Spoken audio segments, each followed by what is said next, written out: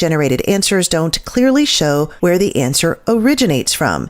People said they distrust AI-generated search results without clear attribution, 42% more than medical bills, 18%. Confusing legal print, 17%, and airline fees, 10%. According to their concerns, 75% of the population is also concerned that what they see online is being controlled by a small handful of companies. 4 out of 5 think it's important that the information they get online remains openly available, not kept behind a paywall or owned by big organizations. A San Francisco passenger found themselves in an accidental car chase after their Waymo veered way off course, attracting the attention of police cars. San Francisco resident Elliot Slade and his fiancée had been taking one of the robo-taxis along Highway 101 when they came upon a construction zone, according to ABC News. Now, the driverless cab, which is part of the automated transport arm of the tech firm Alphabet, attempted to change lanes, but to no avail. And despite the abundance of signs, lights, and cones, the Waymo went straight into the off-limit lane before taking off. It went through the cones and then sped up straight away. And the mishap caught the eye of a patrol car, which began chasing the rogue robo-car to see what was going on. And the automated car chase finally ended after the car departed the construction zone and took a freeway exit into a residential neighborhood. The passenger thinks his lucky stars there wasn't a collision. In that moment, it's like, oh, this technology is not ready, said the relieved rider who Ubered home that evening. I'm Janet Huxley for the Mike Church Show and the Red, White, and Dude Nation, because ethics in broadcasting matters. Some of the best things on earth come in threes. That's right, Lee. There's the Three Stooges. And then there's the Cajun cooking trinity of onions, bell peppers, and celery. And of course, guys, there's the Holy Trinity. Now, I'm not comparing my Trinity to the Holy Trinity, but I guarantee you, my Trinity of homemade small batch rubs can put a heavenly smile on your taste buds. And all 3 come with my 100% money back guarantee. If you don't love and think that my Trinity of beast and butt rub, chicken mamu, and Acadiana steak seasoning aren't the best and most essential spices in your arsenal, I'll buy them back from you. It may not be holy, King Dude, but that's the best spice and rub deal on this side of heaven. Order Mike Church's set of Trinity rubs and save big at MikeChurch.com/rub. That's 1 bottle each of beast and butt rub, chicken mamu lemon herb seasoning, and Acadiana steak seasoning for one low price and the King Dude's money back guarantee. Order today at MikeChurch.com/rub. We don't know where the Ark of the Covenant is, but we do know that Mike Church will give you a chance to win his pound of gold. And all you have to do is listen for the golden sound of the day, weekday mornings at 6 a.m. on The Mike Church Show at MikeChurchShow.com and on YouTube at Real King Dude.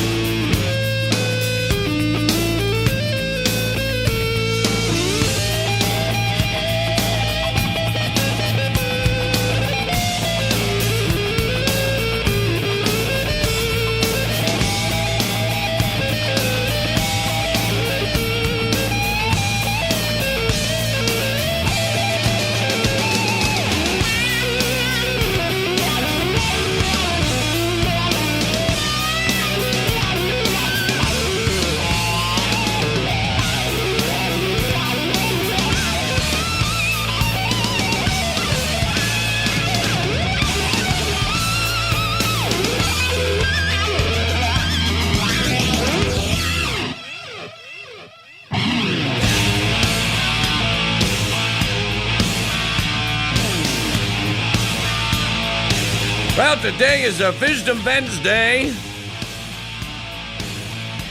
Day after 1984 actually gets implemented in America and New York City. New York City! Yep, get a rope. You're going to need a long one, a red one.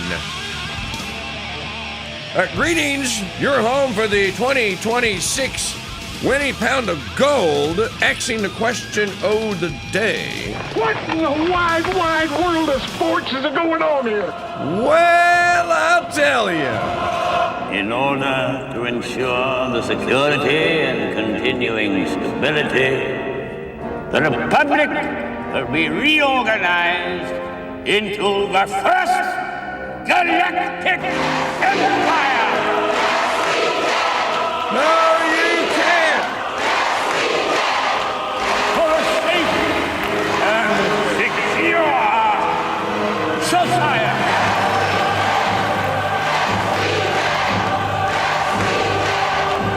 So I'm calling on Congress to pass these reforms, and I'm going to sign them into law. You fall down the thunder, well now you got it. You tell them I'm coming, and hell's coming with me, you hear? Hell's coming with me! Alrighty, our call-in line telephone number if you'd like to be on the program today, 844-527-8723, 8445-CRUSADE. Email address, same as it ever has been. I am KingDude at protonmail.com. I am KingDude at protonmail.com. Snail mail address. Looky here. Look at that. When's the last time anyone ever saw a actual handwritten, stamped letter piece of fan or hate mail?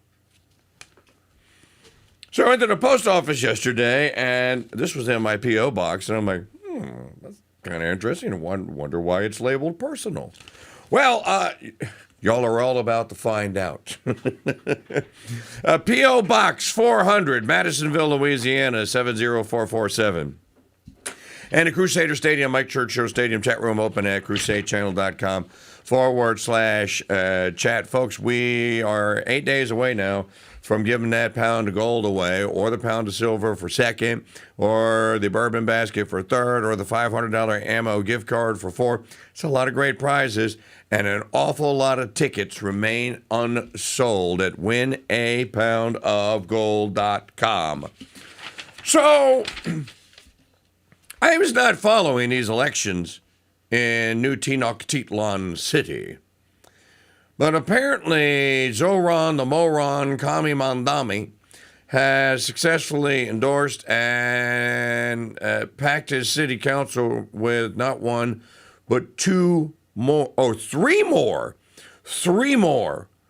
pinko commies who think that the only thing wrong with communism and socialism is it hasn't been tried hard enough yet. We haven't used enough of other people's money yet. It hasn't been given the real full effort. So just one more time, trust us, we pinko commie human haters are going to get it right. No, I don't think you are, because it doesn't work, and it's not going to work. And all of the elections, all the king's horses and all the king's men could not put the pinko commie back together a bit, or could not put pinko communism back together again. There's a reason why the Soviet Union failed. There is a reason why, even in China, where they are still practicing red communism, the People's Republican Party of China, which is the Communist Party, or the the PRC, whatever the hell it stands for, is still there. But the reason that it has survived, if you want to call it that, is because it figured out a way to fleece the rest of the non-commie world to support its habit of communism. So I think that there's something like in New Tenochtitlan City, I think there's something like 47 or 48 counselors or whatever it is, aldermen or whatever it is they call them. I know in Chicago there's like 70. So 3 is not going to add up to a majority, but it's a start. and stupid people infecting other stupid people being a thing in our world, I would not be surprised to see that number expand. So we will talk about that as the program unfolds in front of your very eyes here today. What else is going on? What other headlines do we have? They're still working on cleaning and then fixing the reflecting pool. They put chain link fence around it. And to secure it, they used an old-fashioned chain link fence. Now, how is this going to work? Are they going to put red, white, and blue bunting on it now?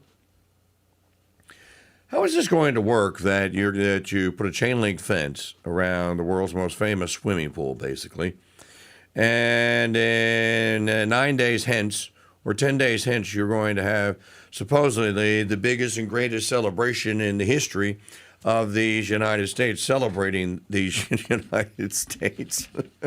And if you go to Mordor on the Potomac River to go take a gander at said reflecting pond, you're going to not be able to get very close to it because they had to put a fence up around it. Isn't it? It's just a sign of the times, isn't it?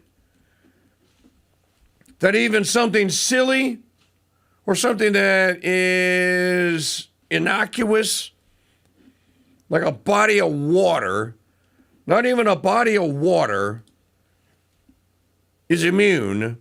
Immune's the right word, is immune to the assault of stupid people. I really think that that's where we are. It's the age of stupid. And I don't think that you have to go very far to look around you to see the evidence of all of that stupidity. Look at California, for example. If you need the biggest shining Fred Flintstone's robbing thumb, just look at California and what's happening just across the state of California. We had a story yesterday, didn't we, about California passing a billionaire's tax.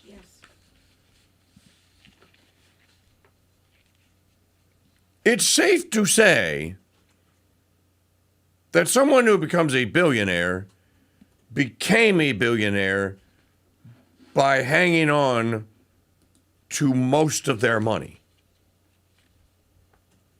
Would you agree with that? Someone that becomes a millionaire, which used to just be a thing. It's, you'd have to redo the Regis Philbin game show, Who Wants to Be a Millionaire, to Who Wants to Be a Billionaire. After factoring inflation in, who wants to be a billionaire? But it used to be back in the day, one would aspire to become a millionaire. And that had been the pinnacle of financial achievement. That's child's play now. Being a billionaire up until 10 days ago was the pinnacle of financial achievement. But now even that is child's play. One now has to become a trillionaire to become or to be financially successful. But as you go along the way, I think that it is a safe thing to say that as someone climbs these previously impossible ladders, that the secret to becoming the millionaire and then the billionaire and then the 100 billionaire and then the trillionaire is holding on to one's money. So these taxing schemes never work the way they are advertised.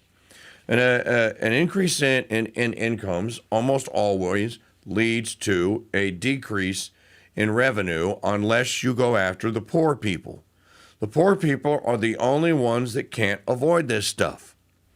The rich people find ways, and they are always able to avoid it. People say, well, just because they put loopholes in the law. No, it's not a loophole. That's the way they wrote the law. They wrote it so the rich guy could avoid the taxation. And I don't think anything different is going to happen in the stupid state of California that is going to bring about that is going to change that. As a matter of fact, it's probably more likely that any sane people that are left in Los Angeles County and that are billionaires are going to go like, okay, dude, that's it. I'm out. Time to pack up the Wagon Queen family truckster and call the moving company. So, and again, what makes the legislature of California think that this is going to be successful? We had an article, because it's not. We had an article yesterday that I should have gotten to. Let me give you a couple more news items. Speaking of stupid people, let's talk about the mayor of the other largest city in the United States, Chicago, Brandon Johnson. Headline, 36 shot, 7 killed in Chicago over a weekend despite the strictest gun control laws in the United States. Now, how does that happen? You have the strictest control of firearms laws, or one of the most strictest set of controls and laws in Chicago, in the Windy City, and yet the criminals still find ways to get weapons. You know, this is like the old adage that guns don't kill people, people kill people. And if you try and do gun control, the only people that will be left disarmed will be the people that want to legally own a weapon, because they're the only ones stupid enough to obey gun control laws. 36 shots, 7 killed in Chicago over a weekend is a headline. Breitbart reports that the brutal weekend began Friday night with 13 people being injured in a drive-by shooting in the city's Princeton Park neighborhood. Police say the drive-by shooting took place when 2 shooters inside a red SUV opened fire on a crowd of people celebrating Juneteenth. So these are your own people, because I guarantee you these were either Hispanics or black people. It's either Trinity Iraq were gang members or blacks who were also gang members. By the by, for extra credit, after having illegally obtained weapons and the strictest gun control environment on the continent, the people that shot up the Juneteenth celebration then went out and brought a brand new red SUV. Where did the money for that come from? Shootings continued across the city, with ABC reporting a 32-year-old man shot in Englewood, 2 men being shot in the Grand Crossing neighborhood, and other victims found shot to death on the west side and in the Little Village Friday night. Oh, what a wonderful evening of partying it was last Friday in Chi-Town. An 18-year-old man was killed in a west side shooting, and a 37-year-old man was found shot to death Chicago's south side early Saturday, while a 15-year-old boy was shot later that evening outside a McDonald's. What if the bullet doesn't hit the kid outside the McDonald's and hit someone inside the McDonald's, macking down on a quarter pounder with cheese? These are things to think about. The violence spilled over into Sunday with a 21-year-old Southside man fatally shot, and a 36-year-old woman being shot at during a gathering in Lawndale, and a 17-year-old boy shot in Brighton Park. Sounds like the Wild West out there, doesn't it? Everybody got a gun. Everybody got a gun. You get a gun. It's an Oprah show. You get a gun. You get a gun. Everybody gets a gun. Yay! You get to shoot somebody. You get to shoot somebody. Everybody gets to shoot somebody. What in the wide world of sports is going on here? Okay, Chicago, along with the state of Illinois, boasts some of the strictest gun control laws in the nation, says Brian Hyde at AM Greatness. Now, how is that possible? These policies include a red flag law, an assault weapons ban. I say assault weapons as a nod to Hoseo Fatmouth, as she assaulted Tom Selleck one day when he came on her show to promote a movie, a book that he had released, and she launched into this. Why are you a fan and defender of assault weapons? Assault weapons threaten people. You don't need them to go out and go hunting. And Tom Selleck goes, do you really think the Second Amendment's in the Constitution to guarantee skeet shooting and hunting? Really? A firearm owner's identification card required for purchase of gun for gun possession, a concealed carry license requirement by carrying a firearm for self-defense, a gun storage law, and more. Chicago also bans so-called assault weapons and high-capacity magazines and prohibits individuals from being armed for self-defense on public transit as well. Weekend shootings prompted a response from President Trump, who weighed in on the violence in a social media post, Xing why Governor Fat Boy J.B. Pritzker has not called him for help. Well, the reason he hasn't called for help, Big Donnie, is because he doesn't want help. Well, that's just an average weekend. Yeah, that's an average weekend there. They don't need help. That might have been a lot. Yeah, we reported on a weekend in Chicago in the last couple of years where there were 50-some-odd people shot.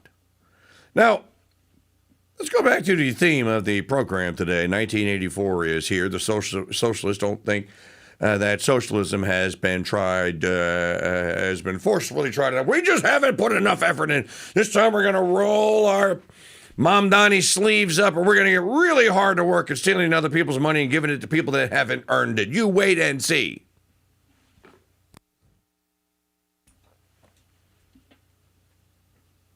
These are stupid people shooting, primarily, other stupid people.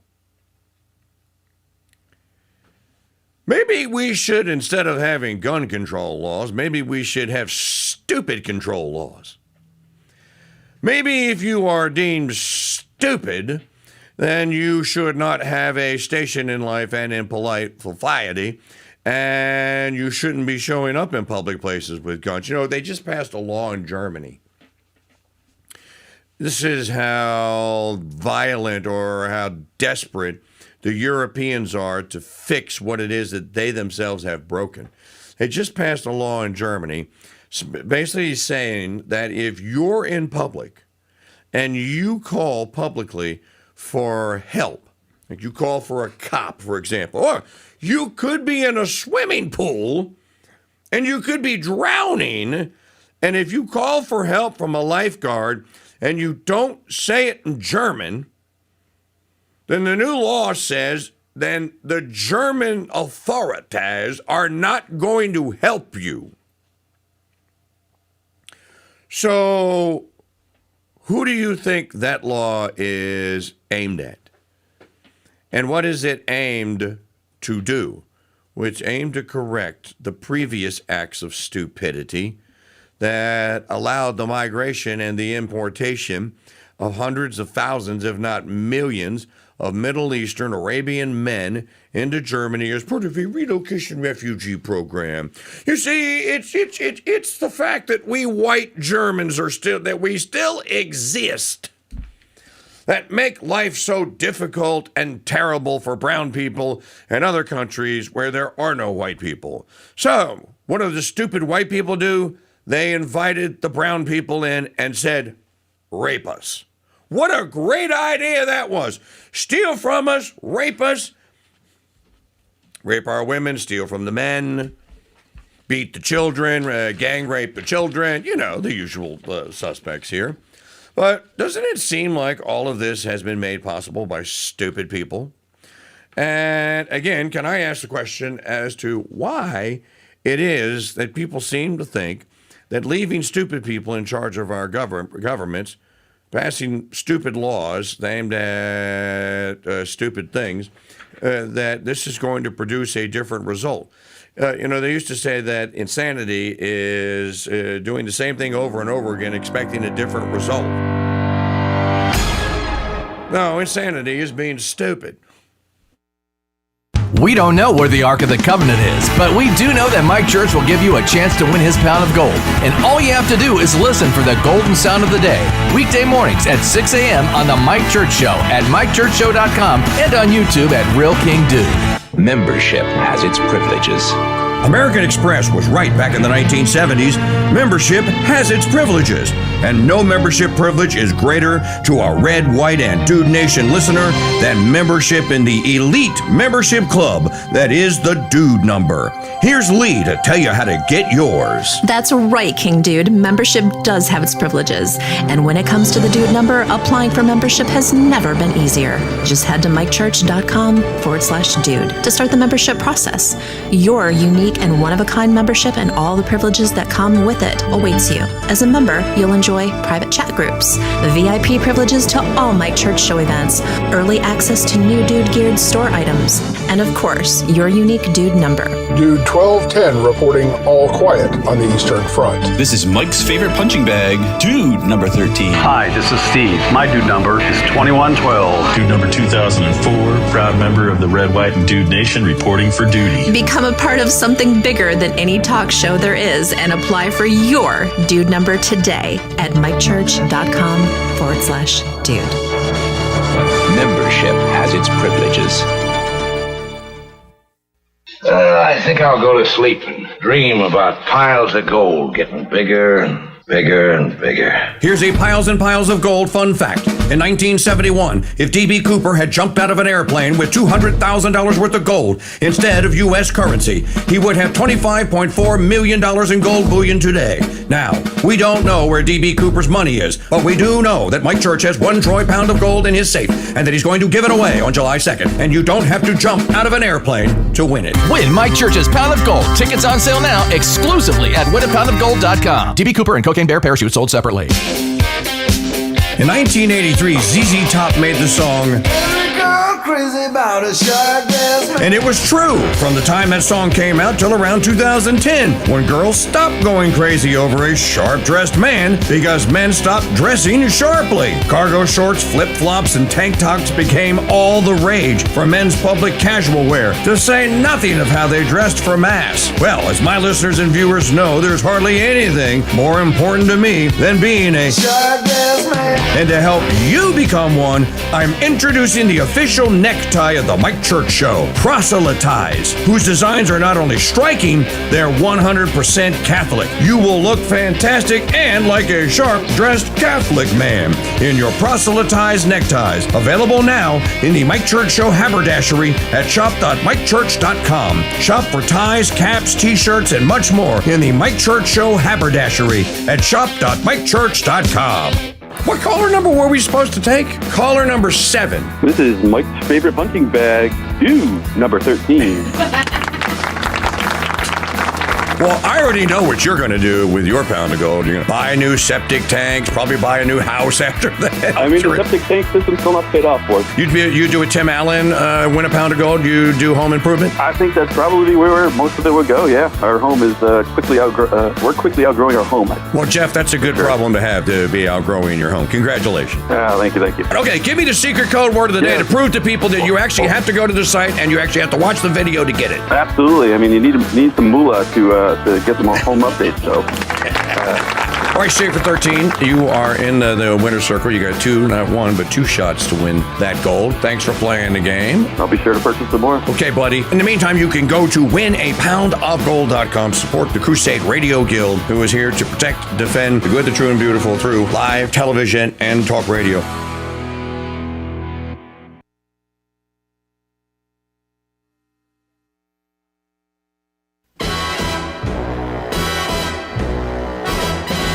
Who needs a 007 license to kill?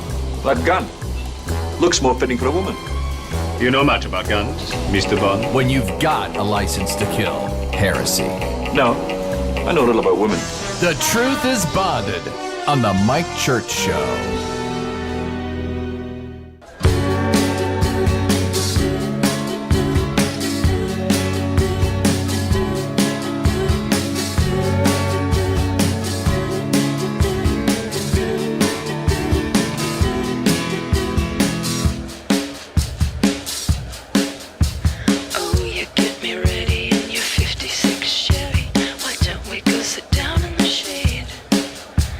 Shelter on my front porch.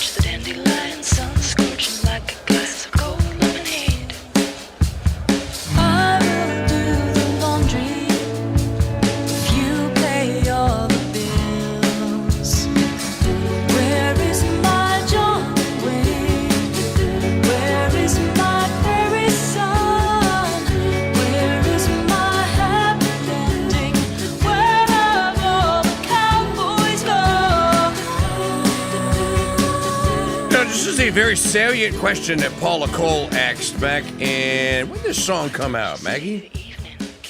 This is the 90s or this is the aughts? It's a very salient question. Where have all the cowboys gone? Interestingly enough, I actually think 1996.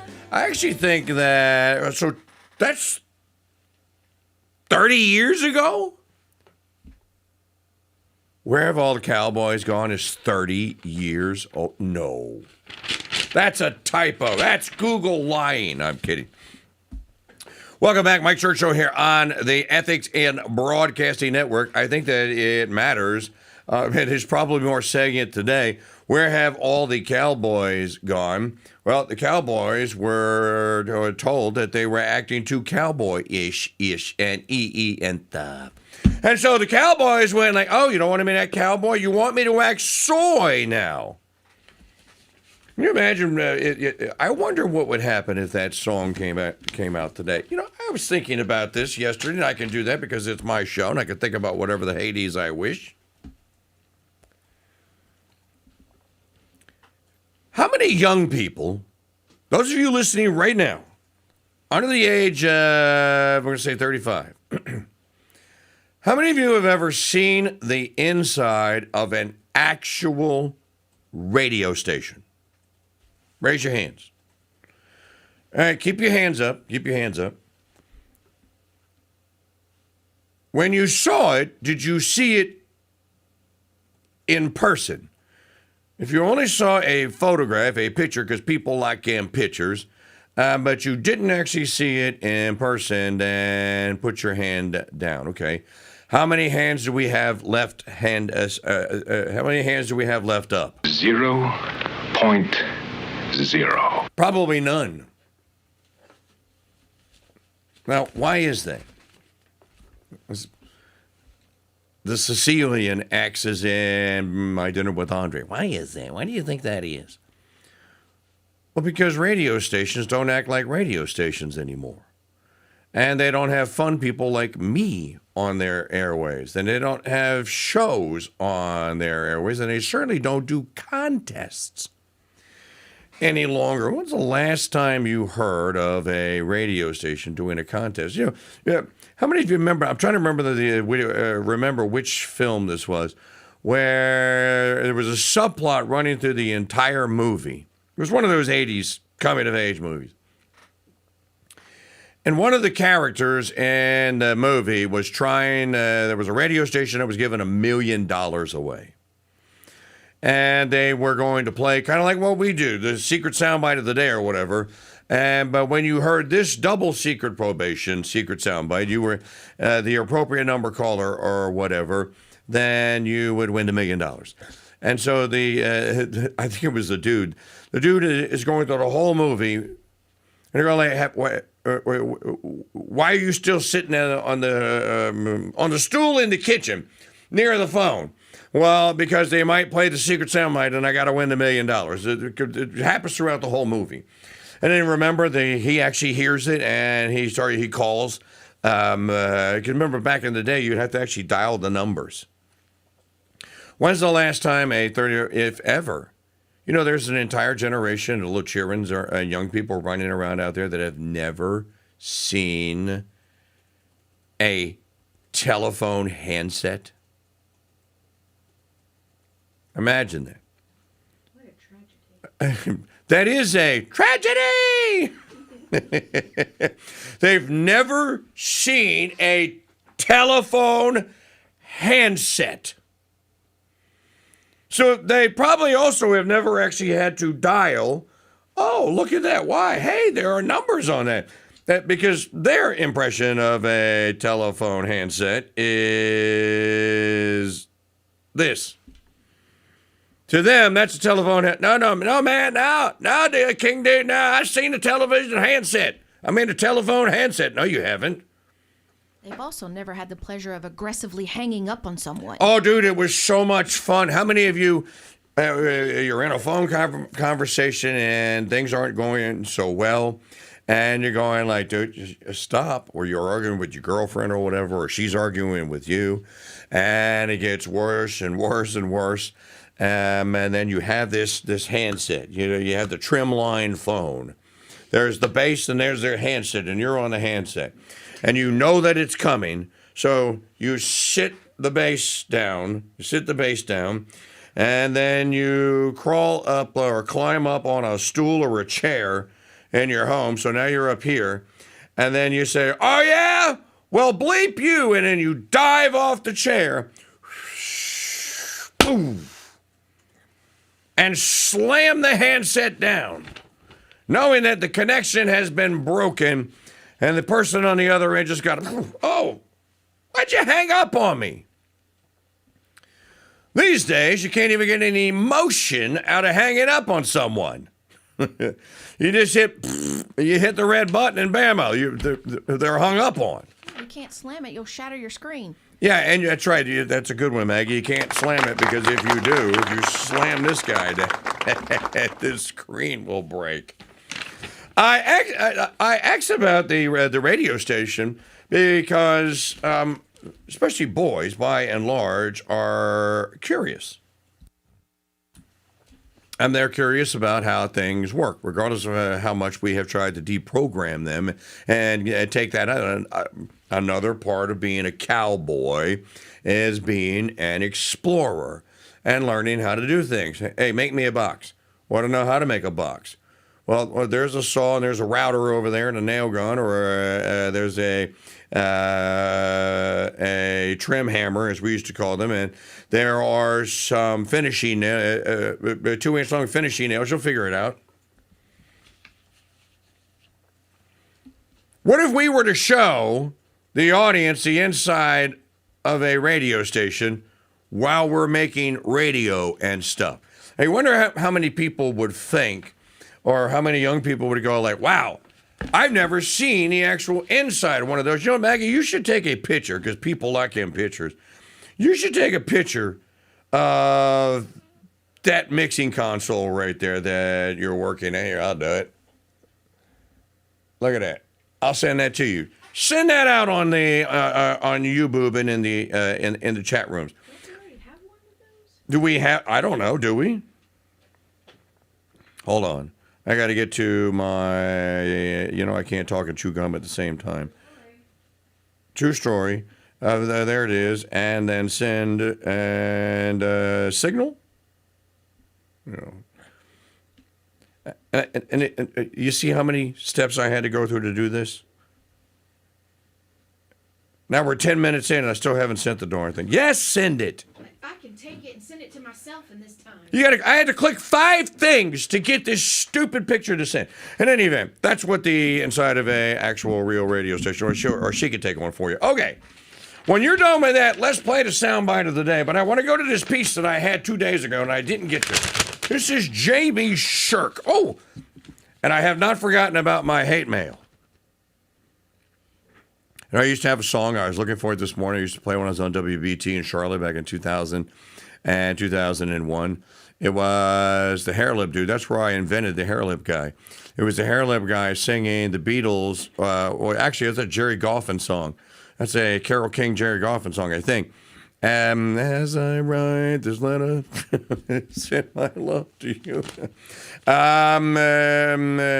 Wait, what is the name of that song? I think that's a Jerry Goffin, Carole King song. And in any event, it's a hair lip guy singing about as he's writing the hate mail and sending it to me, and how come Mike Church can't be like Dr. Laura. Now, if you'll remember that might make a little bit of sense. Okay. So this is it. Yes. Yes, that's what the inside of kind of a radio station looks like. Your average podcaster out there doesn't have anything that remotely even resembles that. Nope. As a matter of fact, he doesn't, or she doesn't have anything that resembles that. It's just a stupid microphone that has a stupid USB cable on the end of it. It goes stupidly into a USB port on a laptop, or heaven forbid, someone should actually have a box desktop. Oh, what's that? Oh, look how big it is. Oh, it's going to crush the floor. And then they plug it into it. Bring back the patriarchy. I'd like to use Father's Day to make a humble request. Let's bring back the patriarchy. Whatever we currently have just isn't working. Well, you know, Paula Cole said it wasn't working back in 1996, JB. And it's still not working today. All right, are you ready for the soundbite of the day? I'll wait on you to get over to your station so that you can change the image. It's a very complicated process. A lot of ins, a lot of outs, Maud. You ready? Here's your Golden Truth Ticket soundbite of the day. By the way, congratulating Jeff Schaefer, who was yesterday's winner. Schaefer 14. Here we go. Wait a minute, that's not playing over the speakers. Sure is not. Technology again. Hold on, there we go. All right, I got it.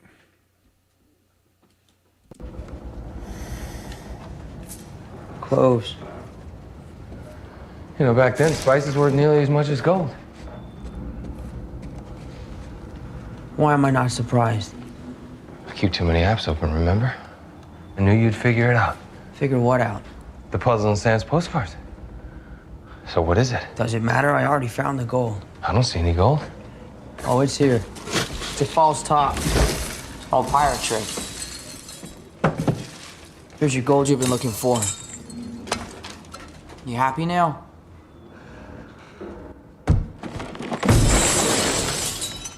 Holy shit. You gotta be kidding me.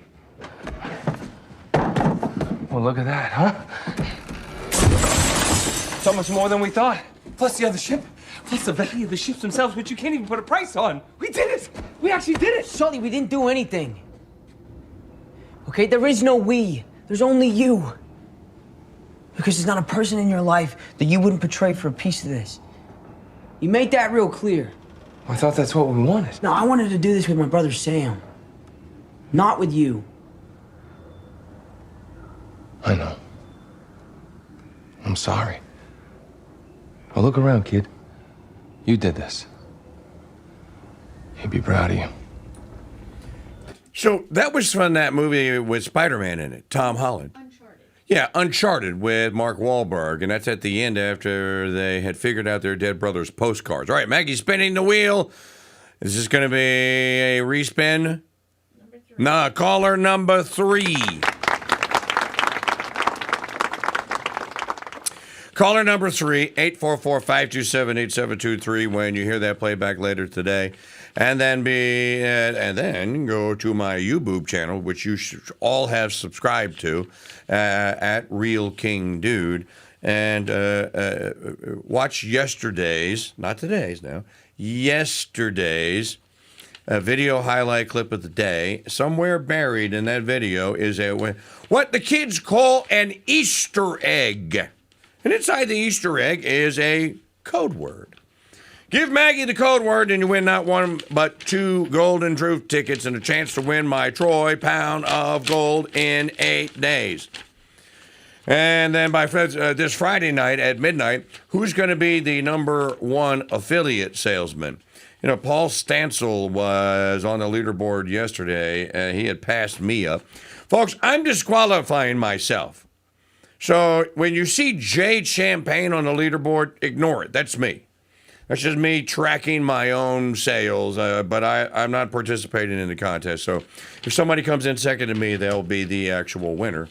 And then you'll have the choice of taking the cash equivalent of your commissions. If you want a check, we'll write you one. Or investing in more Golden Truth tickets to try and win the gold. The gold, and remember, this is a fundraiser for the Crusade Radio Guild, our nonprofit. So your raffle ticket goes towards supporting the work that we do here on the Crusade Radio Guild and on Census Fidelium, and the work that Steve Cunningham does on Census Fidelium. So please be as generous as you can. And yeah, it's cool. Have fun. Play the game. Use it as a contest. Try to be the #1 salesman. I'm not a good salesman. Well, it's time to work on those skills, chum. Okay.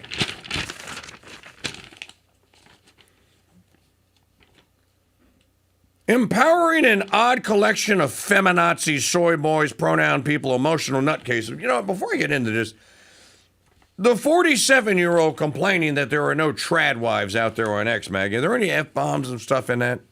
I don't think so. I didn't listen to the whole thing because she's crazy. But I can play it. Okay. How many of you raise your hand out there? I guess this is quiz day here on the Mike Church Show. How many of you listening or watching out there know what a trad wife is? I think trad wife is a derogatory term that someone created because they was jealous of women that they were seeing who were happy and weren't running around in them shoulder pads and pantsuits and having to report for duty every day at 8 a.m. and have to stay on duty until 6 p.m. and every other Hades forsaken thing that went into that. I think that was jealousy that created the term trad wife. Anyway, there's this woman on X who's just haranguing about this and about the horrors. While these trad wives out there, well, you know what? It's all an illusion. No, I'm pretty sure you're the illusion. Where are they hiding the 47-year-old trad wives? That's what I want to know. That's what I think about every time I see one of these videos from like a 19 or 20-year-old talking about having no job and no degree and she loves it and it's amazing. Where are the trad wives that are my age, that are 47, that are 50? Why are they not out there espousing how amazing All right, stop this, the tape. this lifestyle? Okay, you want to know why? Because they're not stupid enough to have social media, you twit. You tatted up loser, you bimbet. All right, roll the tape. I wanted to answer a question because I think we know. I think other women my age probably know because we have been on this earth long enough to see what happens when you tie yourself for life to an ultra-conservative, ultra-misogynist movement. It does not end well. You end up destitute and divorced because you had no financial security, you had no job history, or you end up with a life that is not particularly appealing to young women on Instagram and TikTok. And the tape.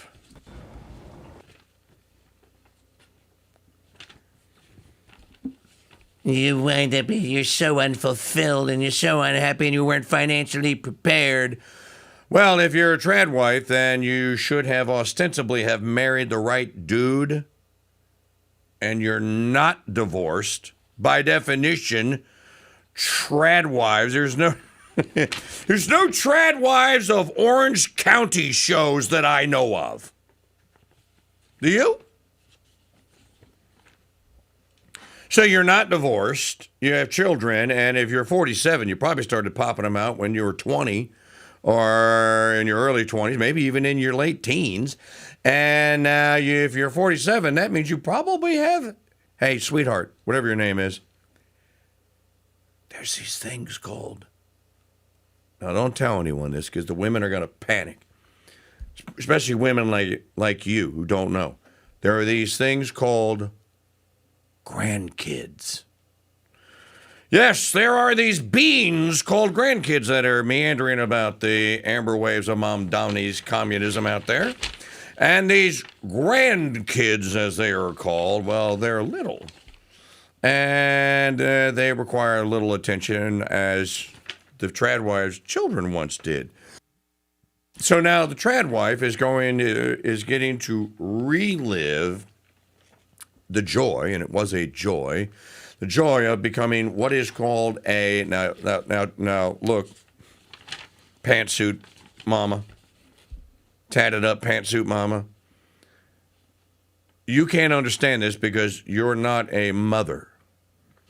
And what you have really missed out on is what God actually created you for, which was to be a mother. Now, I am not talking about women that are in their 40s, because every time I do this, this always comes up, who are infertile or through other medical conditions or whatever, could not have children. I'm not talking about you. That was not you volunteering to be barren. But what she's talking about is the horrors of child rearing and of actually having a family. And by the way, the greatest economy in the world, ma'am, you know where it is? And you know who runs it? Do you know who the greatest economists are? Trad wives. No, miniature, please! You're scaring the ugly single cat lady women. I bet you she has cats. Oh, I guarantee you she has an orphanage filled with cats. This being a thing, being this thing called a mother, though, has also made her this thing called a wife. And because, as you describe her, she is staying at home all day long in an apron, with a cast iron frying pan in her right hand and a roux spoon in the left. She is also the world's greatest economist. She is a greater economist than Milton Friedman ever was. She's a greater economist than Friedrich Hayek ever was. She's a greater economist than Art Laffer or Larry Kudlow or Lawrence Summers or Austin Goolsbee or any of the other famous ones these days. You know why? Because she has to actually manage a real live budget with real live money that impacts the lives of all those little critters and creatures running around that house that you never had, sweetheart, called children. And then there's this guy called a husband.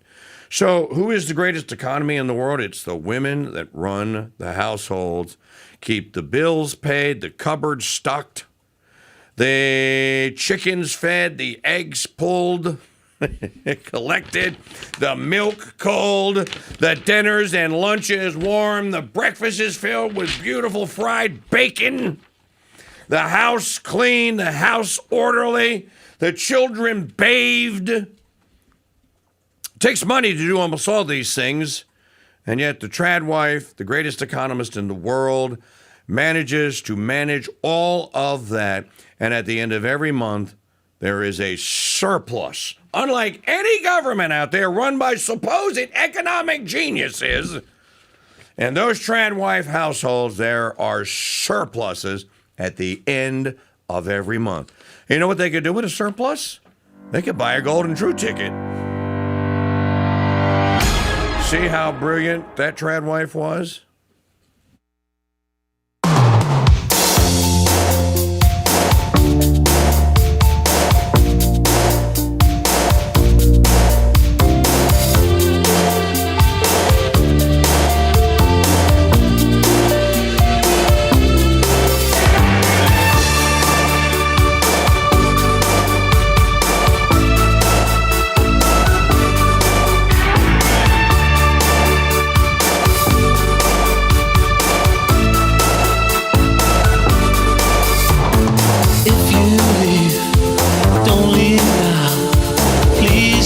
Take my heart away. Promise me just one more night, then we'll go our separate ways. We always had time on our sides, now it's fading fast. Every second, every moment, we've got to make it last. Touch you once, I touch you twice. I won't let go at any price. I need you now, like I need you then. You always said we'd still be friends someday. If you leave, I won't cry, I won't waste one single day. But if you leave, don't look back, I'll be running the other way. 7 years went under the bridge, like time standing still. The Crusade Channel. Talk radio the way it should be. Broadcasting live from Madisonville, Louisiana, and streaming 24/7 at crusadechannel.com. When you hear the noon bells tolling, it's time for Angelus, brought to you by the Crusade Channel. One of my favorite books is Jim Collins' Good to Great, and lots of people have benefited from reading it, including me. But few people have read his follow-up book, How the Mighty Fall. Now, over the course of the last 18 years, it's been quite the feat of survival to avoid becoming one of the fallen, but survive we have. And guess what else survived? The world-famous Dude Number t-shirt, which began in 2007. Now, to kick off the relaunch of this elite membership club, we announced a brand new t-shirt design, a brand new certificate of authenticity, and access to numbers that have only recently become available. Here's Jim to tell you how to secure that dude number that's unique and special to you. Just head to MikeChurch.com/dude for all things dude number, including purchasing your 2026 version of the world famous dude number t-shirt. That's MikeChurch.com/dude and join America's morning show, The Mike Church Show, and the Red, White, and Dude Nation's elite membership club. That's MikeChurch.com/dude. I think I'll go to sleep and dream about piles of gold getting bigger and bigger and bigger. Here's a piles and piles of gold fun fact. In 1971, if D.B. Cooper had jumped out of an airplane with $200,000 worth of gold instead of U.S. currency, he would have $25.4 million in gold bullion today. Now, we don't know where D.B. Cooper's money is, but we do know that Mike Church has 1 troy pound of gold in his safe and that he's going to give it away on July 2nd. And you don't have to jump out of an airplane to win it. Win Mike Church's Pound of Gold. Tickets on sale now exclusively at winapoundofgold.com. D.B. Cooper and Cocaine Bear parachute sold separately. Hi, folks. It's Mike Church, founder of Founding Father Films, asking you to learn the true stories of America's founding by purchasing my movie, The Road to Independence, the movie.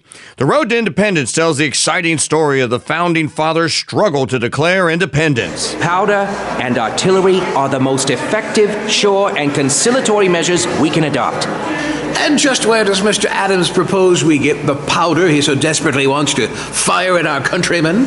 We are locating more saltpeter by the day, and our marksmen, whoa, let me tell you, our marksmen can... Look, if you... This animated movie comes complete with collector's booklets, DTS surround sound, and are packed with hours of bonus features. Learn the true stories of America's founding and order Mike Church's The Road to Independence on DVD and CD.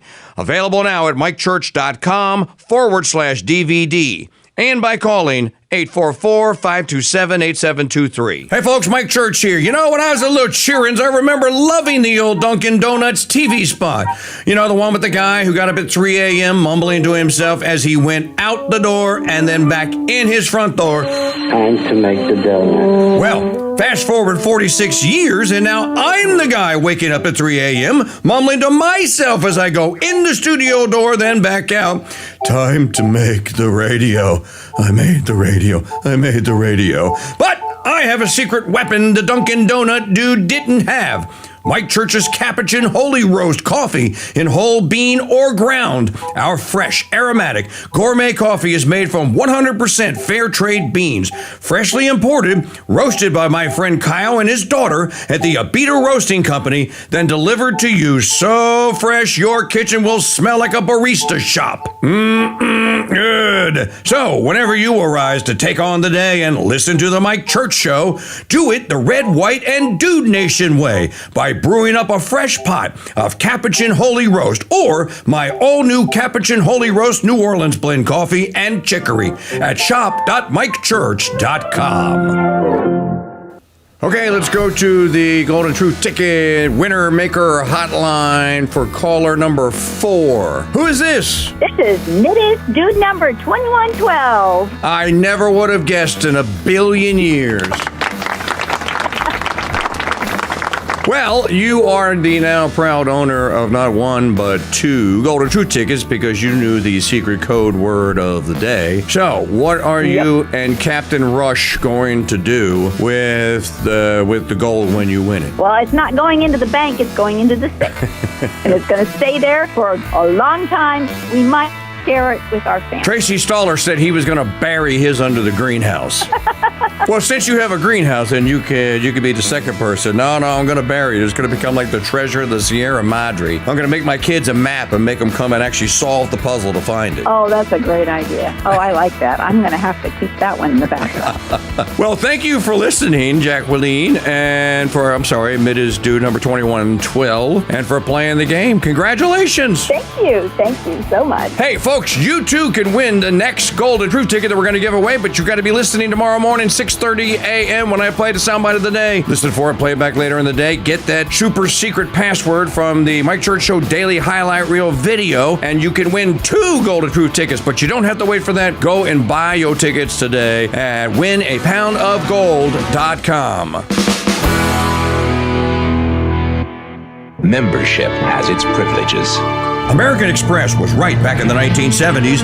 Membership has its privileges, and no membership privilege is greater to a Red, White, and Dude Nation listener than membership in the elite membership club that is the Dude Number. Here's Lee to tell you how to get yours. That's right, King Dude. Membership does have its privileges. And when it comes to the Dude Number, applying for membership has never been easier. Just head to mikechurch.com/dude to start the membership process.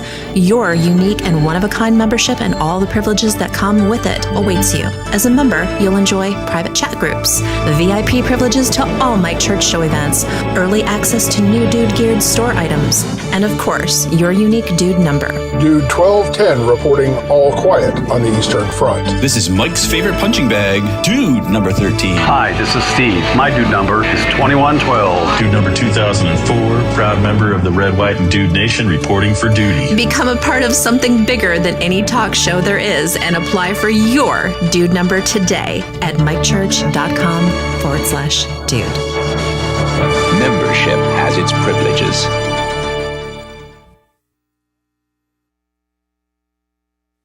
Most Crusade Channel wannabes only get the mission half right. Men, you are about to embark on a great crusade to stamp out runaway decency in the West. So why settle for half-baked radio hacks crusading in mono when you can get the real deal on the Mike Church Show? Now go do that voodoo that you do so well. In stereo. The Mike Church Show's Great Crusade is on the Veritas Radio Network's Crusade. How many of you would say that you're prejudiced? Show of hands. Okay, we have a hand up. You think you're prejudiced? Yep. Against who? Well, let's see. Chevy Neons that cost $12,000 to buy but have $8,000 paint jobs and 9 spics inside them smoking weed. That's one thing. Okay, now listen. The term spick. It's okay. A spick. Well, see, that's really not... Crazy chink broads who don't know how to drive in the first place, and now they got cell phones stuck to their ears while they're doing 65 miles an hour down 6th Avenue. Huh? Yeah. Right? Got crazy chinks on bikes with 10 pounds of Chinese food strapped to the handlebars. Okay, now, see, the word chink is what I like to call a problem word. If I were a chink, I'd rather be called a chink than a gook. Okay, now, hold on. Listen to me, please. Chinese people would not like to be called gook or chink or pan face or zipper head or... See, that's another thing. I mean, Puerto Ricans, we get shafted even when it comes to races. Chinks got what, like 4 ethnic slurs? We get 1. Spick, that's it. The Irish, they got Mick, Paddy, Donkey. Italians, they got Guinea, Wop, Dago. Yeah, spaghetti bender. I have a video that I would like you to watch. Hopefully it'll spark some serious thoughts. It's just to cover the FDNY's ass. That's all it's good for, you know? Just in case some Puerto Rican woman or some fat Chinese guy files a lawsuit against the FDNY, or God help us, there's another disgruntled female firefighter who thinks she has a case. The FDNY can say, no, they can't be prejudiced. They took this horse sensitivity training. Let me tell you something. Next time I run into a burning building and refuse to bring out anybody who's not the same color as me, that's when you can bring my angry, sober, pink Irish ass back down here. Got it?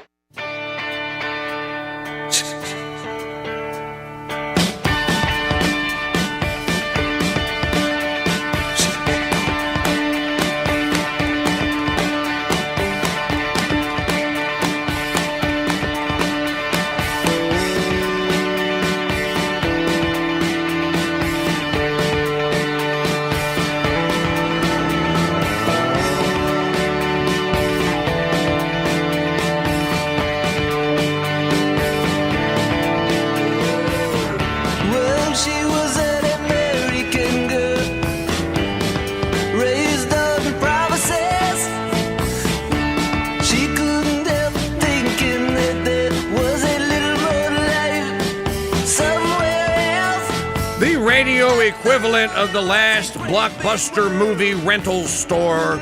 The Mike Church Show stands in defiance of the demonic world of digital streaming boredom out there.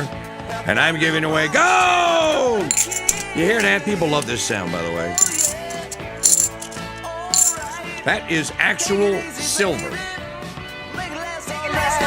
The pound of silver that I'm going to give away to someone who comes in second place next Thursday when we pull those raffle tickets out of that hopper.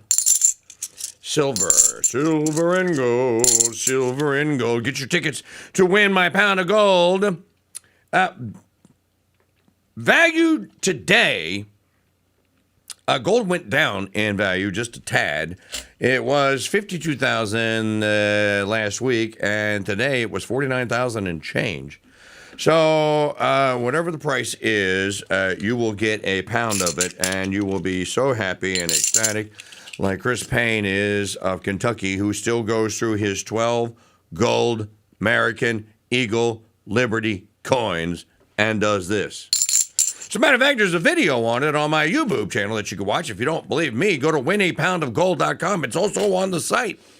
Make sure that there's a video that I put up on our YouTube channel at Real KingDude that explains how to be an affiliate, how to get your unique link, how to send it, how to make it. If you don't just want the generic ones and you want people to go directly to the ticket page, for example, you can make that in your affiliate account, how to get images and the amazing graphics and stuff that we have made to help everyone sell Golden Truth tickets and be the grand champion Friday night at midnight when the sales are counted. But you can't be an affiliate if you don't have a ticket, and you can't win the gold if you're not an affiliate. So, and being an affiliate's automatic and it's free. Go to winapoundofgold.com. Winapoundofgold.com. Go today. There is no limit to how many tickets that you can purchase, meaning you can get together with your buddies and put your monies together and buy as many as you wish. Winapoundofgold.com. Benefiting the nonprofit Crusade Radio Guild and nonprofit Sensus Fidelium. And good luck to all of you. We played the soundbite earlier, haven't played it back, so be listening. Back to J.B. Shirk and bring back the patriarchy quickly. Empowering odd collection of feminazis, soy boys, pronoun people, emotional nutcases, women pretending to be men, and men pretending to be women has produced a dysfunctional world that makes no sense.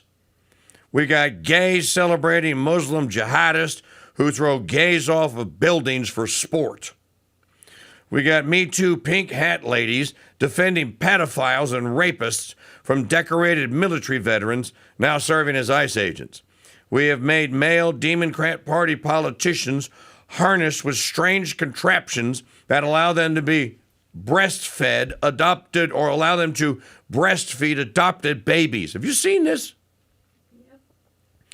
You want to talk about something that will turn your stomach and make you think that you have awakened in a movie of some sort, or a horrible dystopian movie, a sci-fi flick.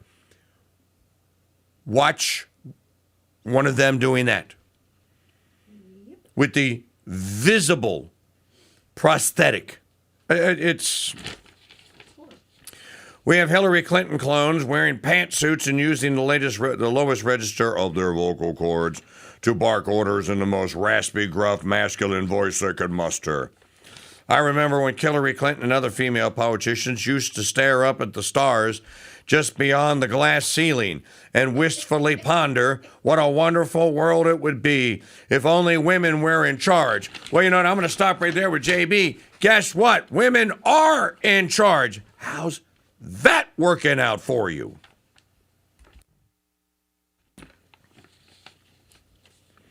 Even before the cancerous Clintons rented out the Lincoln bedroom, traded military secrets for Chinese campaign contributions, and built a money laundering operation disguised as a family charity, it had become quite common for the chattering class to go all twinkly-eyed on television as corporate news mouthpieces told the public that wars would probably end once women were running things.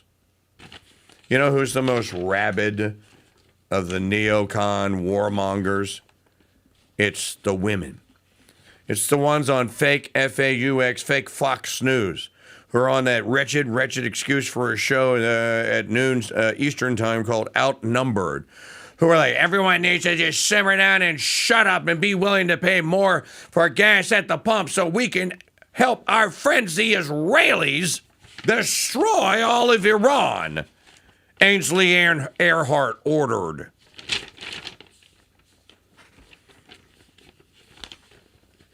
What is this tweet from Trump? Something out on True Social, because they just flashed it up there. Okay. In 2026, does anybody believe women are the missing link to global peace? Anybody? Raise your hand. Have you seen those Minneapolis harpies screaming in the faces of ICE agents? And that coven of clowered piven communists hail from a state so broadly admired for its distinctive generosity and graciousness that the rest of us once fondly described its spirit as Minnesota nice. Nice does not come to mind when I watch videos of angry, ugly women. Hey, JB, call them single, angry, ugly cat ladies who get really under their skin. Running over federal agents with their cars, blocking officers from arresting violent illegal aliens, and yelling all manner of profanities at guys and gals who risk their lives to help keep Americans safe. Okay, I'm going to come back to this because we're supposed to be talking about Zoran the Moron, Kami Mandani. Here's a headline at the Federalist.com. Listen to this. Socialists now run or are fighting to run 4 of America's biggest cities. Oh. Greatest radio producer in the history of radio producers. Dude, I don't play around. Hang on. Boy, the pile is... We need pull tabs. Hang on. Hold on. There it is. Of course, it's the last one. It's always the last one. How does that... I think there's a gremlin in here. I really do. Dude goes, oh, he's going to go... He's going to get the socialist story. I'm going to move it to the bottom of the pile.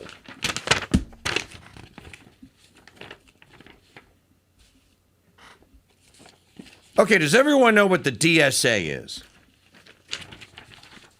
I'll go first. Yep, I know what it is. Democrat Socialist America. DSA politicians such as Louis George Mamdani and Ocasio-Cortez are in the spotlight today because of the party's increased mobilization efforts a decade ago.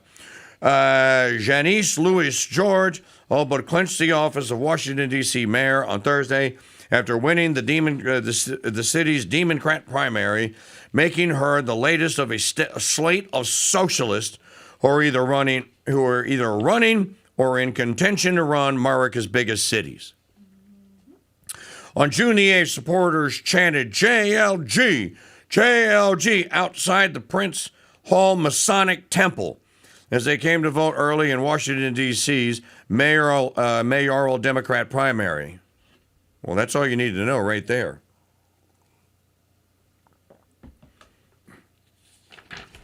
They were outside the Prince Hall Masonic Temple.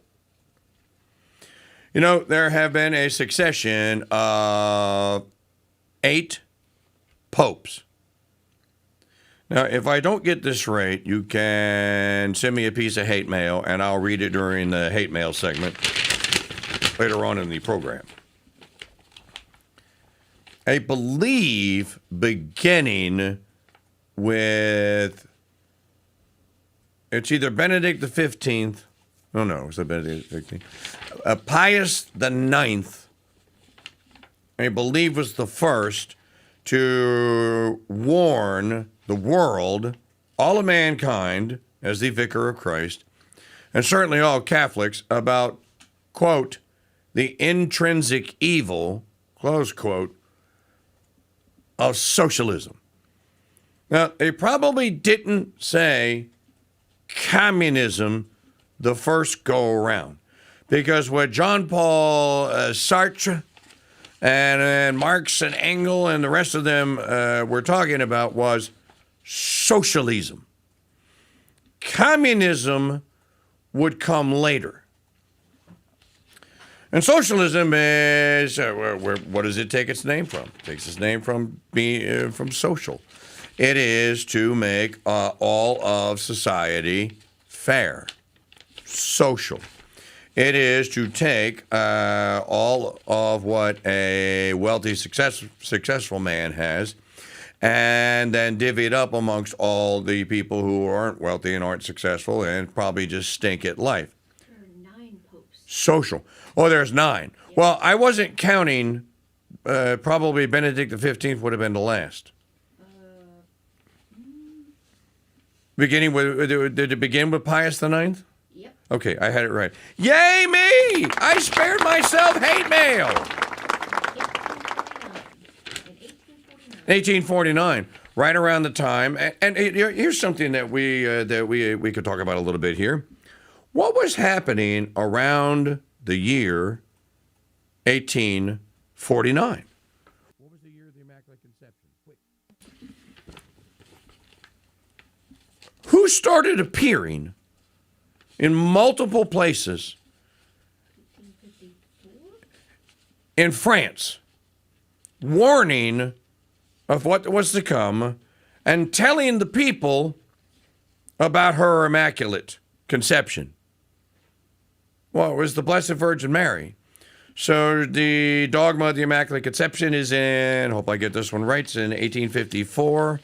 And Our Lady of Lourdes will appear, what, in 1858? I want to say, because remember the priest that St. Bernadette told the story to said, wait, hey, child, hold on. Wait a minute. The priest went, stop the tape. Are you sure she said, I am the Immaculate Conception? And of course, St. Bernadette said, oh, yes, sir. Oh, Father, that's exactly what she was very clear, the lady. She said for me to tell you that I am the Immaculate Conception. So around the time that this evil, and it is an evil, this intrinsic evil that is socialism and communism begins to rear its ugly head, the Blessed Virgin Mary begins appearing in France to tell the people that they need to seek refuge in her son's Sacred Heart and that they need to pray for the intercession of her through her Immaculate Heart and that she is, of course, the Immaculate Conception. And after she appears at Lourdes, all the miracles begin. And then she will appear again in La Salette. She'll appear again in Portugal, Fatima. And they all pretty much have a similar kind of current running through them. And she even says to the children at Fatima that communism is going to take over and that there are going to be terrible things that are going to happen, a second world war. She predicts that the next pope is going to be a Pius. There's all sorts of things happen. But then the popes kick in. So Our Lady starts visiting, and then the popes start writing, beginning with Pius IX and then going to Leo XIII. Now, Leo, to his eternal credit, is the pope that starts to try to make Catholic Earth aware of this evil and what it's going to do. It is going to infest, it is going to possess, and it is going to corrupt every institution on earth that it touches. And as Leo says, it's going to begin with labor. And thus you get rerum novarum. But the reason the Holy Fathers are saying intrinsic evil is because communism is the ape of Catholicism. It seeks to replace our Lord's church here on this earth and God the Father, the Son, and the Holy Spirit with the Führer, the leader, the father, the government, the Politburo, whatever the incarnation politically or whatever it is politically incarnated into and called. And what is it? Why do the popes call it evil? Because it is a religion. Don't kid yourself. Socialism, communism, that's a religion. It's an ersatz Catholicism. And it proposes that it can run the world better than God can. It proposes that it is better for man than living a life. Seek ye first the kingdom of God and his justice, and all these other things will be added unto you. That, well, no, God didn't mean that. It didn't come true anyways, and there is no God. So seek ye first the kingdom of man. Now here in the United States, where we thought that we were once immune from all this, there's never going to be any socialists here. Did you say that out loud? The Democrat Party has won every mayoral election in D.C. since 1967, after President Lyndon Baines Johnson successfully backed a plan to reorganize D.C. government, making Louis George's succession to office almost a certainty. Louis George, however, is not only simply a Democrat.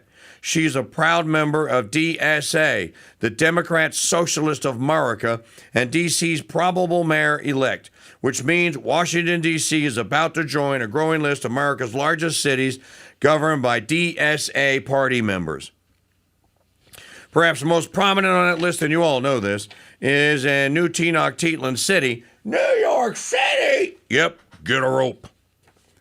Where outspoken DSA member Zoran the Moron Kami Mamdani won the mayoral race decisively in November of 2025. What the purpose is about this entire project, it's not simply to raise class consciousness, but to win socialism.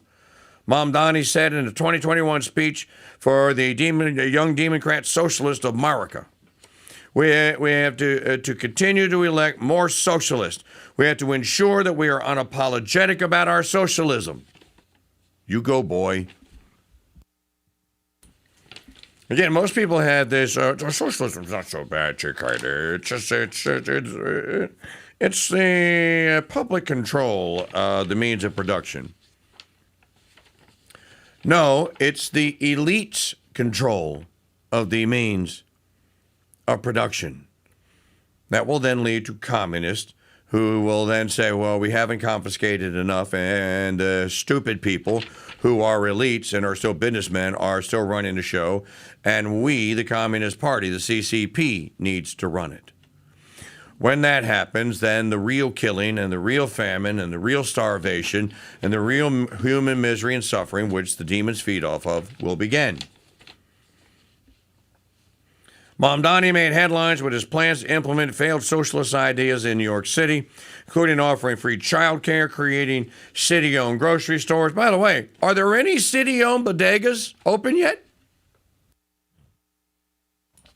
Isn't it interesting that an old line kind of socialist democrat, that would be Hateful Hochul, Satan's apostle, governor of New York, is the largest stumbling block in Mamdani, trying to turn all of New York City into a socialist hell, and cutting $22 million from the NYPD. About a week after Mamdani's win, self-proclaimed socialist Katie Wilson secured her seat as Seattle's mayor. Though not officially endorsed by the Seattle DSA chapter, Wilson modeled her campaign in a socialist spirit. By the way, there's a socialist governor now, Abigail Stollenberger in Virginia. She may not be a DSA member, but that witch is absolutely a socialist. Wilson said in a recent radio interview, oh, yeah, I am a socialist in a way that goes way beyond, she was talking about socialism, that. I actually think we need a really fundamental restructuring of our society and our economy. I would even say that I'm a Marxist.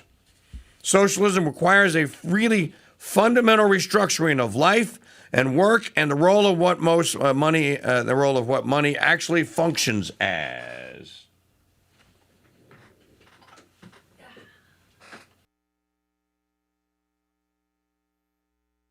Bigger and bigger.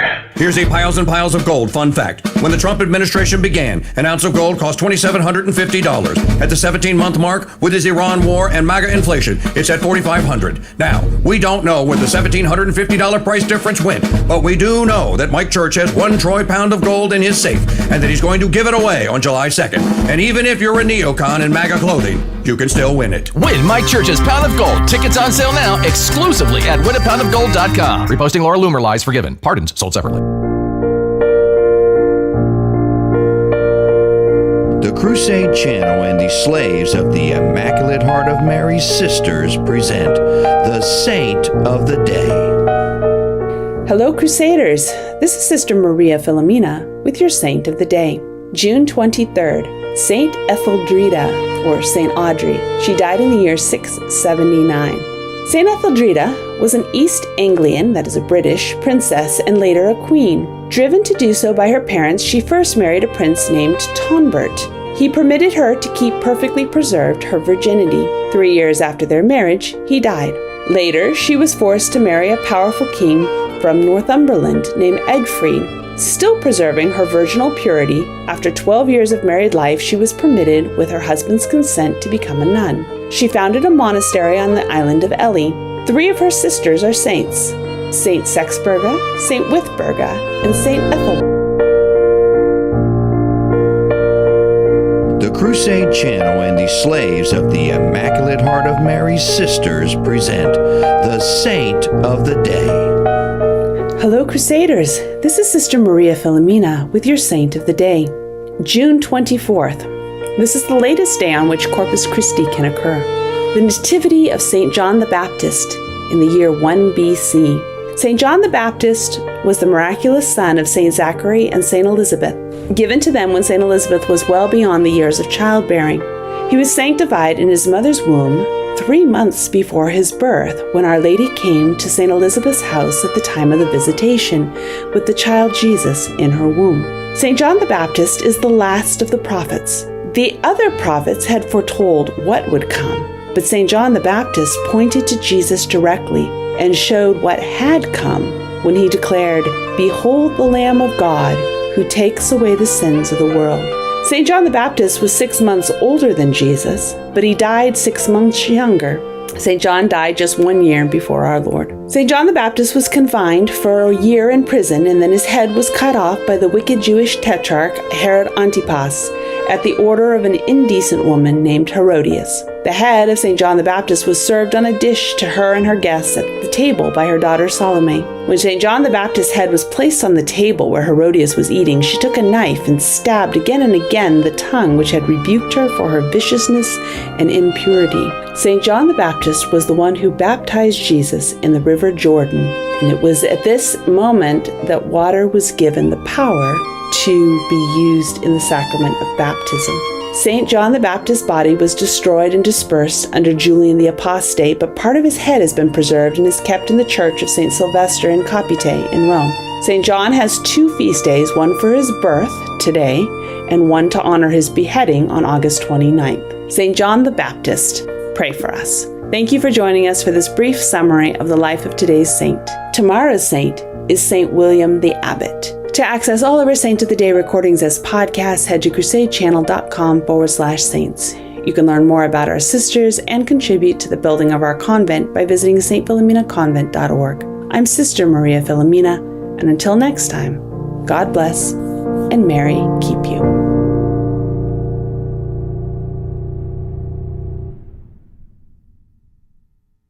Do you want to save money on your next flight? Then pick up the phone and call. That's right, call. Because the best prices are not online. They're with SmartFares. See, SmartFares has special deals with the airlines. When they have unsold seats, they use SmartFares to fill them. So you get airline tickets at crazy low prices. They have access to great prices and discounts at over 500 different airlines. plus 300,000 hotels and rental car companies. Their prices are too low to publish online. With the extra money you'll save, you can book another trip or treat yourself to dinner or shopping. So stop searching all of those travel sites to find the lowest price on your next flight. Let one of our SmartFares expert travel agents find the best price for you. Call SmartFares today and get ready to see the world with a fat wallet. 800-313-7757. 800-313-7757. 800-313-7757. That's 800-313-7757. We don't know why Trump started a war with Iran, made deals with Roundup, and got Thomas Massey canceled.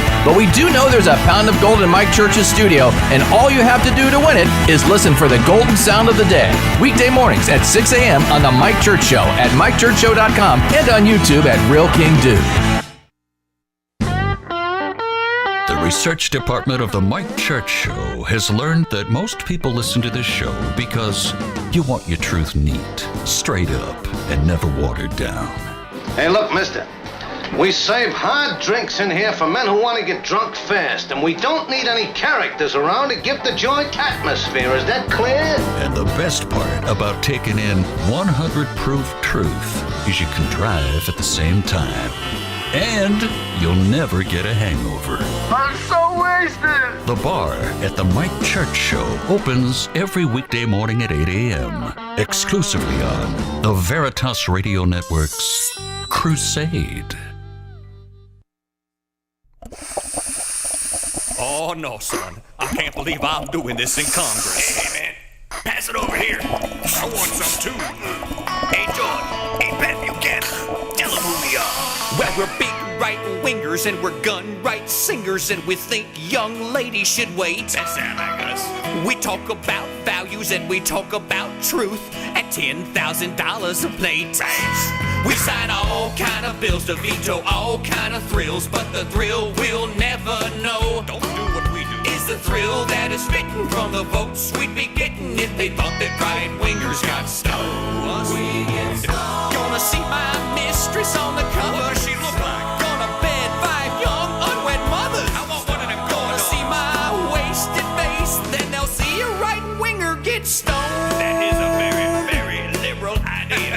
Not a right-wing whacked up like you. Come here, man. We got an old chick named Liddy and some guys who are biddies and a dude who's never worn jeans. We got a poor old ex-president, George, stomping in Abilene. Texas, that is. Now it's all decide to blow our minds with the stuff we never have blown. It's the blow that'll get you a mug picture, and they'll think this right-winger gets stoned. Hey, I love we get stoned. Gonna see my mistress on the cover.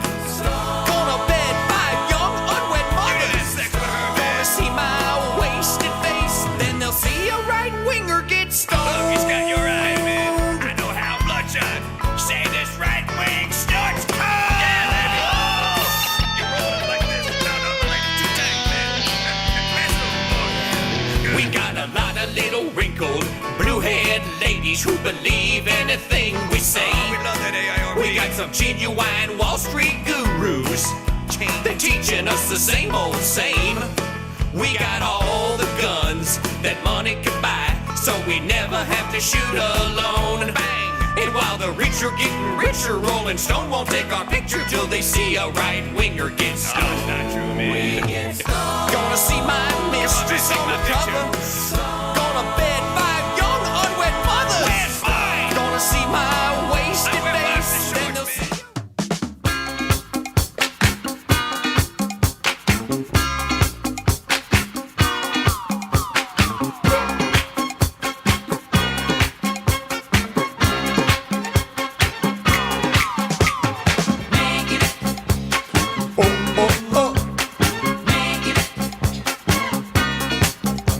I'm solid gold.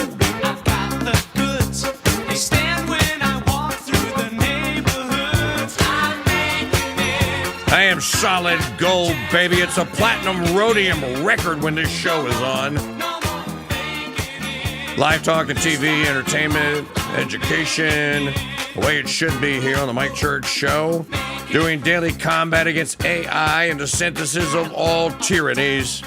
I am your Generalissimo of the airborne 1776, leading combat on land, sea, and on air. Mike Church Show, 35 years young. This portion of the program brought to you by our friends at mypillow.com/KingDude. For the best night's sleep in the whole wide world, visit mypillow.com/KingDude. Man, I slid into my slippers last night and my dogs thanked me. They said, dude, where have my slippers been? And I had to console my feet and say, the feet have been working overtime. But the my slippers were there, slid into the bed, had the pair of my pillows, wrapped with the my pillow cases. It's a whole family affair around here.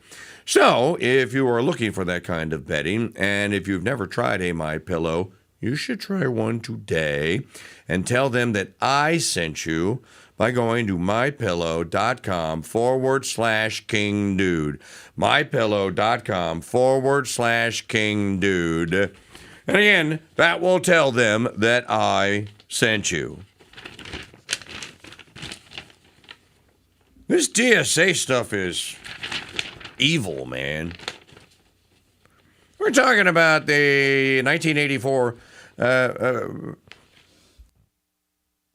Apple Computer comes out with this commercial. It ran one time on the Super Bowl in 1984, and it was directed by Ridley Scott, and it's still probably one of the top 5 most famous TV commercials ever. It won the award. Adweek magazine did a survey and a contest or a poll to where you could vote for the greatest TV commercial of all time up to the year 2000. And in the year 2000, Apple's 1984 won. And it was number 1. And it features, the guys with the goofy mask walking through into the theater. And then the big giant guy's head just projected up on the screen. He's Big Brother. We shall prevail. And then the chick runs in with the orange shorts with the Apple t-shirt or Apple tank top on. And she has the hammer that she used in a hammer throw. And then she stops and she throws it at the screen. It goes, in 1984, Apple Computer will show why 1984 won't. Well, no, in January, Apple will release Macintosh. And you'll see why 1984 won't be like 1984. Just brilliant advertising scheme there. But the guy that sells the spot is Big Brother, who is actually played by an advertising executive. It's a agency that that Apple hired to. Chiat Day is a Mr. Church played. How do you know this? I'm a nerd. I'm a trivia nerd. Chiat Day is who they hired to do the spot. And the guy was one of the execs. They're like, well, who looks menacing enough that we can project up on the screen? Ridley Scott said that would make people think it's Big Brother. And they're sitting in a room talking about the script. And they look over at one of the guys who is just, if you see a picture of him in real life, he was just a nerdy looking dude. He had those little John Lennon round glasses, and they looked at him and they went like, hey, Richard looks like that guy. And so they said the rest, as they say, is history. But why is Big Brother to be feared as the Democrat Socialist of America began to gain power in all of America's major cities? I have this theory. The Holy Ghost doesn't ask permission. He just does it. And he inspires people to write things and to create things and to produce things where he is sending a message saying, this is what's going to happen. I'm telling you what the future is. You have a chance to avoid it. I'm thinking in this instance of the filmmaker John Carpenter. You now have men running around in nondescript clothing, acting like Michael Myers, and killing people. The lunatic that Korberger that killed those poor kids in that home or dormitory, whatever it was that they were sleeping in Idaho. Brian Korberger is Michael Myers without the shape, the being, the demon. I don't know, maybe he is. John Carpenter predicted mass serial killers. Now, he may have known about Ed Gein in 1976 when him and Gail Ann Hurd wrote the screenplay. But the Holy Ghost used John Carpenter, I believe, to basically say that they're coming. You're going to have madmen running around, turn out to be what mad boys running around committing acts of serial killing and mass murder. What else did Carpenter do? He also created a character played by Kurt Russell called Snake Plissken. All right, I'll bite. What was Snake Plissken in? Escape from New York. In Carpenter's film, what has New York become? Well, it's run by a guy named the Duke. Who's the Duke? He's basically turned New York into a pay-for-play socialist hell. What was the sequel to Escape from New York? Escape from L.A. What did John Carpenter say was going to happen to L.A.? Part of it would burn down. Do you remember that part of the movie? And it wouldn't be rebuilt. And then the part that burned down, what else? Well, Carpenter also put in who would be running Los Angeles. Well, a figure like New York City's the Duke. And so Carpenter was basically saying bad people are going to take over the biggest cities in America, and they're going to run them for their and their pinko commie socialist elite ruling master buddies.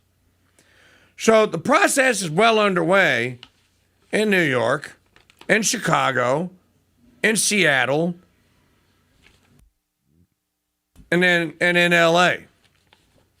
As the piece at the Federalist today says, they socialists now run or fight to run four of America's big cities. Throw Washington, D.C., more on the Potomac in there. Well, what is it that people are voting for or are hiring these socialists to do? They're basically hiring them as hitmen and as thieves. They're hiring them as real-life robber barons and telling them, go and steal the money from the people that have it and give it to us. Oh, you can take a cut, too, while you're at it. But we want our cut and our, quote, fair share, close quote.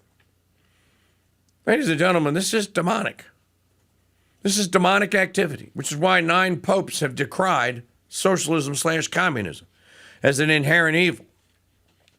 When God's not around to stop bad men from doing bad things, bad men do bad things. God's not around in socialist hellholes. He has been kicked out. He's been escorted to the border. He's been told there's no role for him.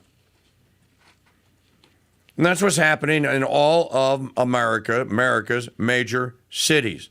It's not just in the 4 that he mentions in this story. It's happening or has happened in every major American city. So what is the remedy? Well, you could just leave the cities. You could leave the cities and leave them to die. It's one remedy. Many people are choosing it. I'm not saying it's wrong. What's another remedy?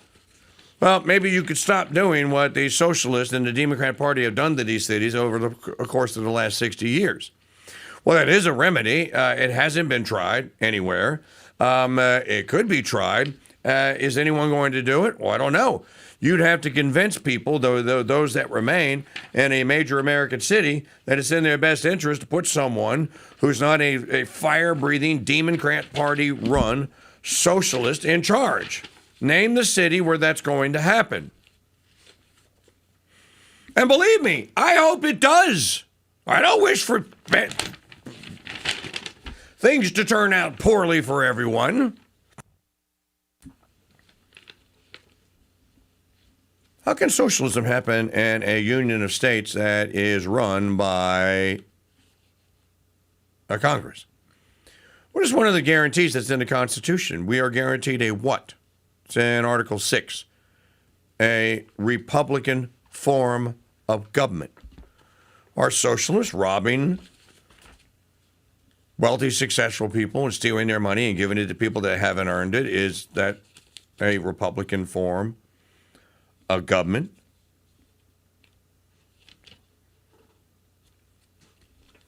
I don't think it is. Do you? So what is the solution? We need to stop being complainers and start becoming problem solvers. Well, what's the solution? Secede, secede, secede. Now, secession is only going to produce smaller polities that probably have socialists in them. So then what is the solution? Well, I'm going to give it to you again. Catholic confessional state, anyone? Catholic confessional state. People going, what is that? Is that a theocracy? No, it's a state where the law of God cannot be trumped by the law of man. Pretty much, I just explained it. That's the elevator pitch. Everybody know what an elevator pitch is? So, here on the Mike Church Show and on the Ethics of Broadcasting Network and on the Crusade Channel, we talk about this stuff often. And we have been talking about it for quite some time. So, I can't do it alone. And I think there are a lot of, there are other people out there. Tucker Carlson said this yesterday.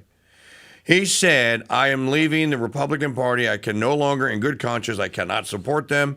I cannot assist them. I just can't do it. The party is being controlled by people who are foreigners and who care more about how a foreign country's future turns out than they do their own. It is simply just, it's not only unacceptable, it's unconscionable. And it must not continue, and I won't be a part of it. That's a strike. That's a blow against, as what people call it, the uniparty. I don't think the uniparty is what's in charge here. I have another theory about this. We'll talk about it as the program continues. Let's go to the telephones. At 844-527-8723, we do have telephones. You can call the program. Or leave your telephone in question in the Crusader Stadium chat room. You can buy me a coffee there, /coffee, MikeChurch.com/coffee.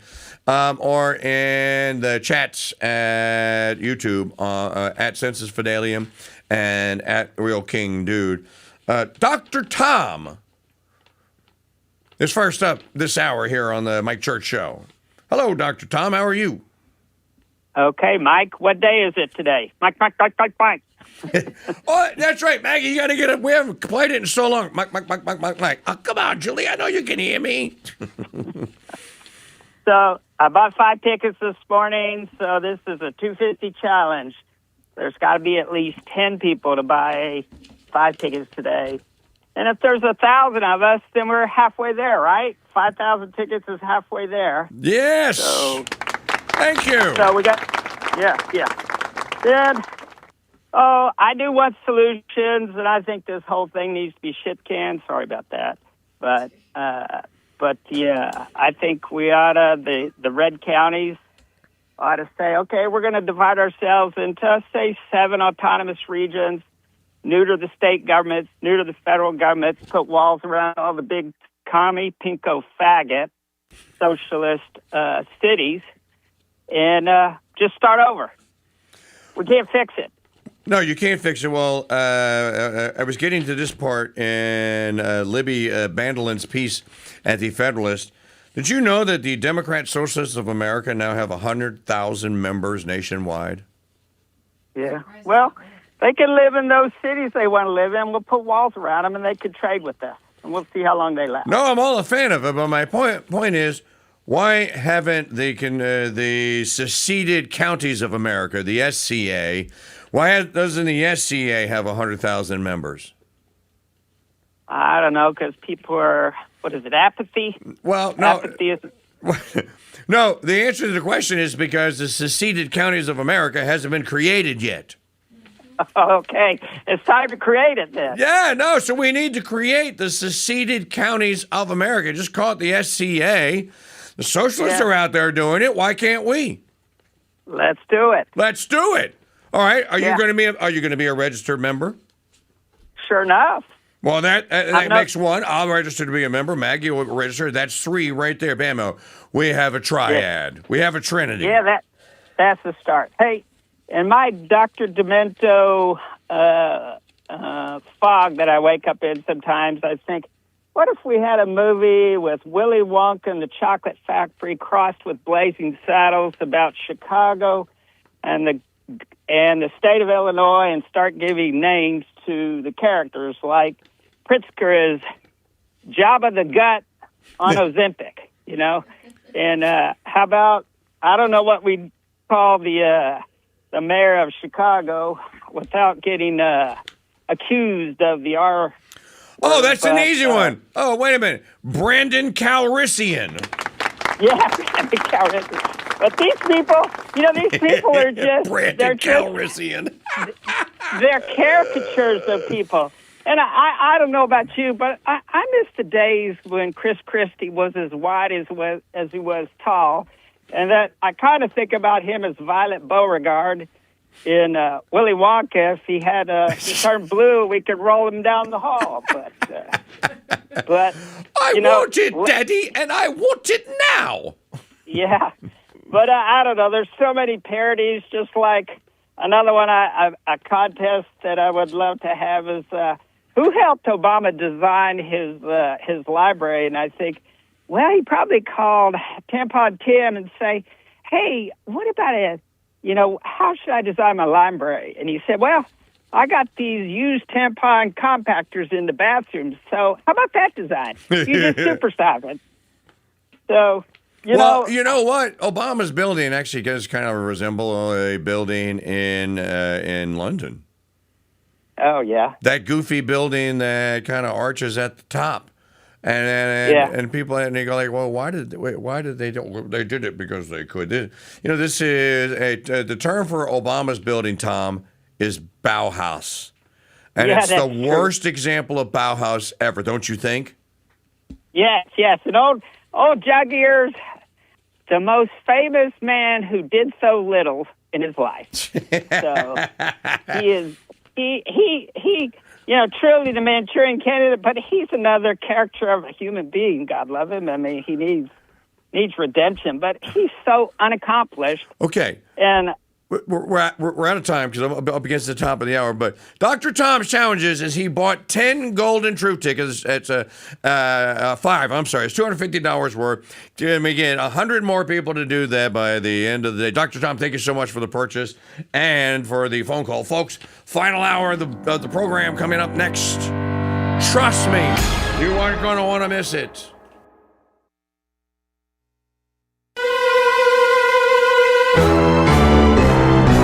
It's not tape or a Post-it or a candy bar, but this new 3M is the freshest spin on true crime shows since dinosaurs were solving cold cases with fossil evidence. Yeah, it's that original, folks. Mom's Murders and Mysteries. New episodes debut every Tuesday night, 6:30 East, 4 West, exclusively on the Crusade channel. Live talk podcast radio, the way it should be. Hi, folks. It's Mike Church, founder of Founding Father Films, asking you to learn the true stories of America's founding by purchasing my movie, The Road to Independence, the movie. The Road to Independence tells the exciting story of the Founding Fathers' struggle to declare independence. Notice the reference Jefferson makes here to our federal connection, which in this instance is viewed by the sage of Monticello as an impediment to true independence. This supports Jefferson and later Madison's view that the federal system created by the Constitution contained the elements needed to endanger the hard. This animated movie comes complete with collector's booklets, DTS surround sound, and are packed with hours of bonus features. Learn the true stories of America's founding and order Mike Church's The Road to Independence on DVD and CD. Available now at mikechurch.com/DVD and by calling 844-527-8723.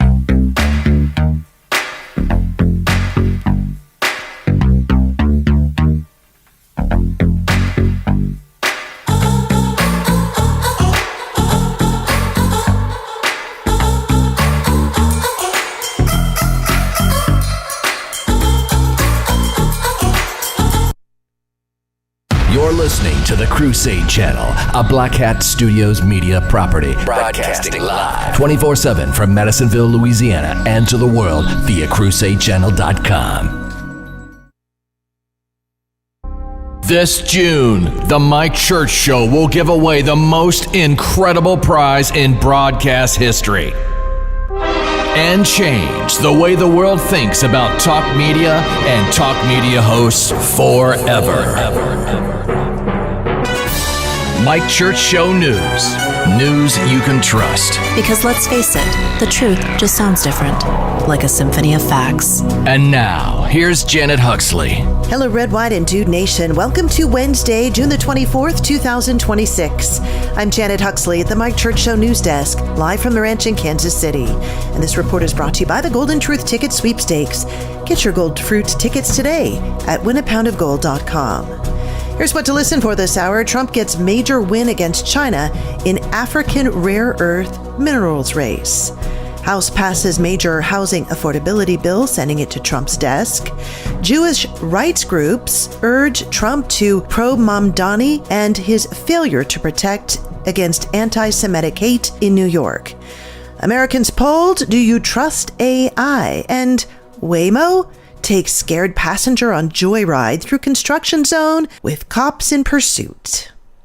In what's being hailed as a major win for the Trump administration against Chinese domination of the rare earth minerals market, the U.S. has supported an American company, Virtus Minerals, in developing two major mines producing cobalt and copper in the Democratic Republic of the Congo.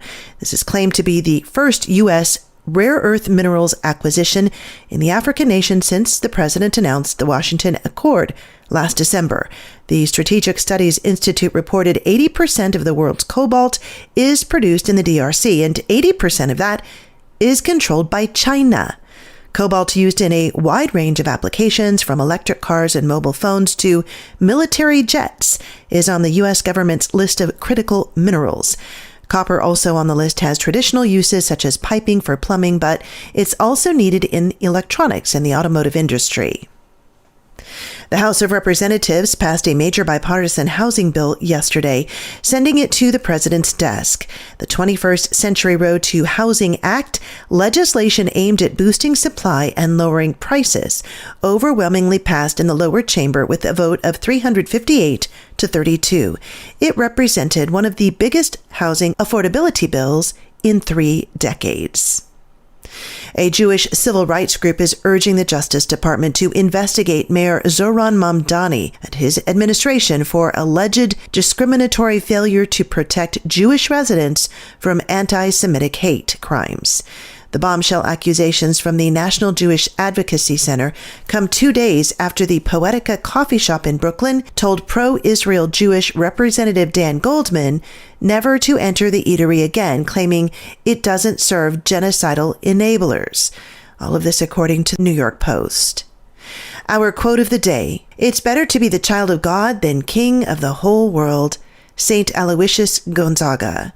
Coming up, a look at lifestyle headlines. You're listening to The Mike Church Show and the Red, White, and Dude Nation. Membership has its privileges. American Express was right back in the 1970s. Membership has its privileges, and no membership privilege is greater to a Red, White, and Dude Nation listener than membership in the elite membership club that is the Dude Number. Here's Lee to tell you how to get yours. That's right, King Dude. Membership does have its privileges. And when it comes to the Dude Number, applying for membership has never been easier. Just head to mikechurch.com/dude to start the membership process. Your unique and one-of-a-kind membership and all the privileges that come with it awaits you. As a member, you'll enjoy private chat groups, VIP privileges to all Mike Church Show events, early access to new Dude-geared store items, and of course, your unique Dude Number. Dude 1210 reporting all quiet on the Eastern Front. This is Mike's favorite punching bag, Dude number 13. Hi, this is Steve. My dude number is 2112. Dude number 2004, proud member of the Red, White, and Dude Nation, reporting for duty. Become a part of something bigger than any talk show there is and apply for your Dude Number today at mikechurch.com/dude. Membership has its privileges. You can find out all about today's saint in the Saint of the Day podcast, From the Slaves to the Immaculate Heart Sisters, by listening or downloading at crusadechannel.com/saint. Now a look at more lifestyle headlines. Over 8 in 10 Americans don't fully trust what AI tells them, and they are still up to exploring original sources by themselves, according to new research. The poll of 1,200 U.S. adults revealed 86% are distrustful of AI results. And for 42%, this comes specifically when AI-generated answers don't clearly show where the answer originates from. People said they distrust AI-generated search results without clear attribution, 42% more than medical bills, 18%. Confusing legal print, 17%, and airline fees, 10%. According to their concerns, 75% of the population is also concerned that what they see online is being controlled by a small handful of companies. 4 out of 5 think it's important that the information they get online remains openly available, not kept behind a paywall or owned by big organizations. A San Francisco passenger found themselves in an accidental car chase after their Waymo veered way off course, attracting the attention of police cars. San Francisco resident Elliot Slade and his fiancée had been taking one of the robo-taxis along Highway 101 when they came upon a construction zone, according to ABC News. Now, the driverless cab, which is part of the automated transport arm of the tech firm Alphabet, attempted to change lanes, but to no avail. And despite the abundance of signs, lights, and cones, the Waymo went straight into the off-limit lane before taking off. It went through the cones and then sped up straight away. And the mishap caught the eye of a patrol car, which began chasing the rogue robo-car to see what was going on. And the automated car chase finally ended after the car departed the construction zone and took a freeway exit into a residential neighborhood. The passenger thinks his lucky stars there wasn't a collision. In that moment, it's like, oh, this technology is not ready, said the relieved rider who Ubered home that evening. I'm Janet Huxley for the Mike Church Show and the Red, White, and Dude Nation, because ethics in broadcasting matters. I think I'll go to sleep and dream about piles of gold getting bigger and bigger and bigger. Here's a piles and piles of gold fun fact.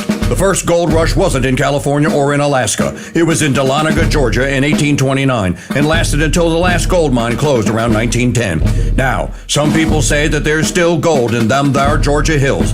We don't know about that, but we do know that Mike Church has 1 troy pound of gold in his safe, and he's going to give it away to one of you on July 2nd. Win Mike Church's Pound of Gold. Tickets on sale now exclusively at winapoundofgold.com. Vacation sold separately. What caller number were we supposed to take? Caller number 7. This is Mike's favorite punching bag, Dude, number 13. Well, I already know what you're going to do with your pound of gold. You're going to buy new septic tanks, probably buy a new house after that. I mean, the septic tank system's still not paid off for. You do a Tim Allen, win a pound of gold, you do home improvement? I think that's probably where most of it would go, yeah. Our home is we're quickly outgrowing our home. Well, Jeff, that's a good problem to have, to be outgrowing your home. Congratulations. Thank you. Okay, give me the secret code word of the day to prove to people that you actually have to go to the site and you actually have to watch the video to get it. Absolutely. I mean, you need some moolah to get some home updates, so. All right, Schaefer 13, you are in the winner's circle. You got 2, not 1, but 2 shots to win that gold. Thanks for playing the game. I'll be sure to purchase some more. Okay, buddy. In the meantime, you can go to winapoundofgold.com, support the Crusade Radio Guild, who is here to protect, defend the good, the true, and beautiful through live television and talk radio.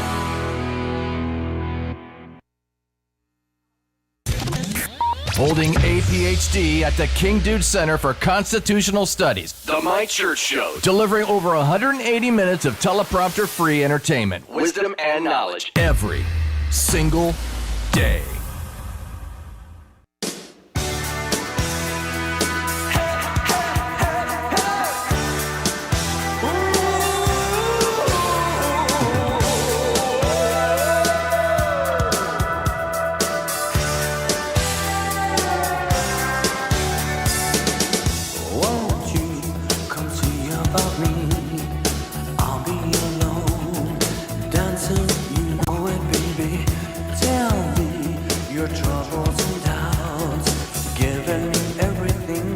Inside and out, and love strange, so real in the dark.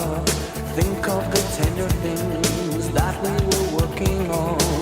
Slow change may pull us apart when a life gets into your heart, baby.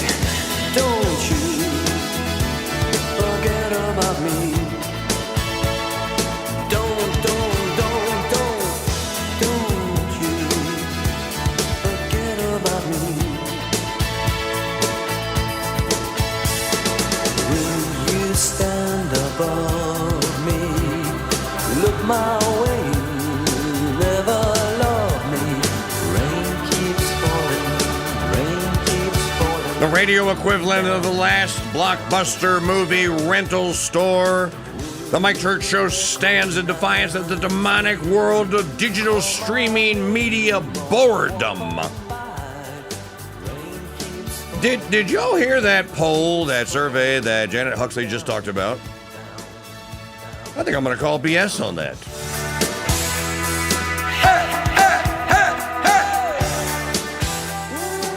Because if people truly wanted to know the source of the media that they're getting and did not want to get it from these ginormous entities and organizations, then why aren't they teaming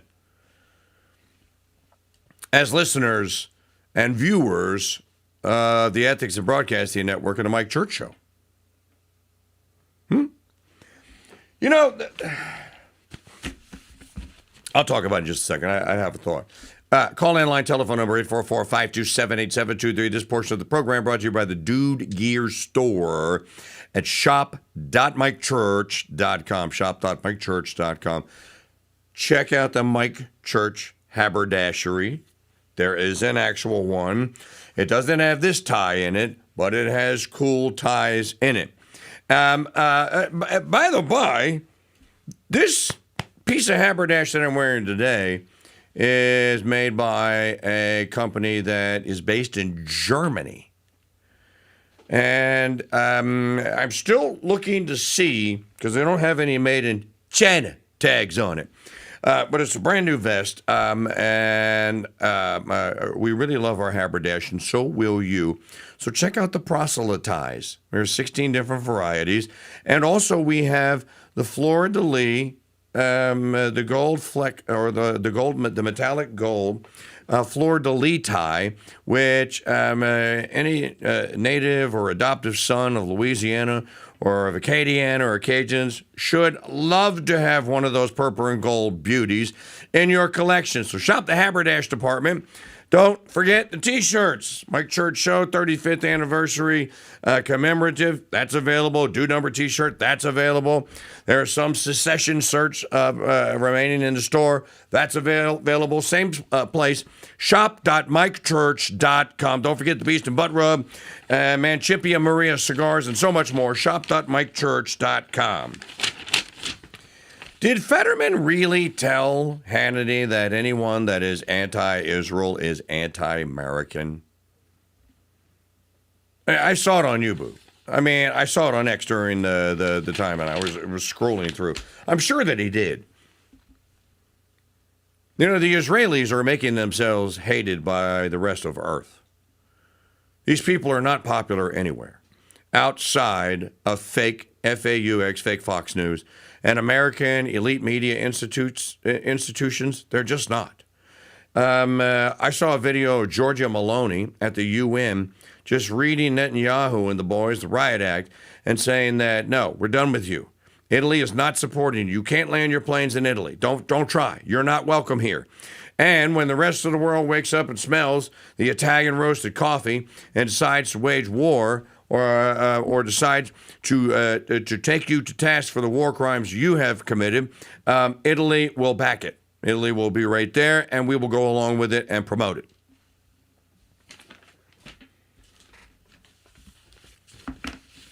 I think you should actually look the sickness, this American Zionism, and this obsession that the political class has allowed themselves to be conned into and brainwashed into with the state, with the government of Israel.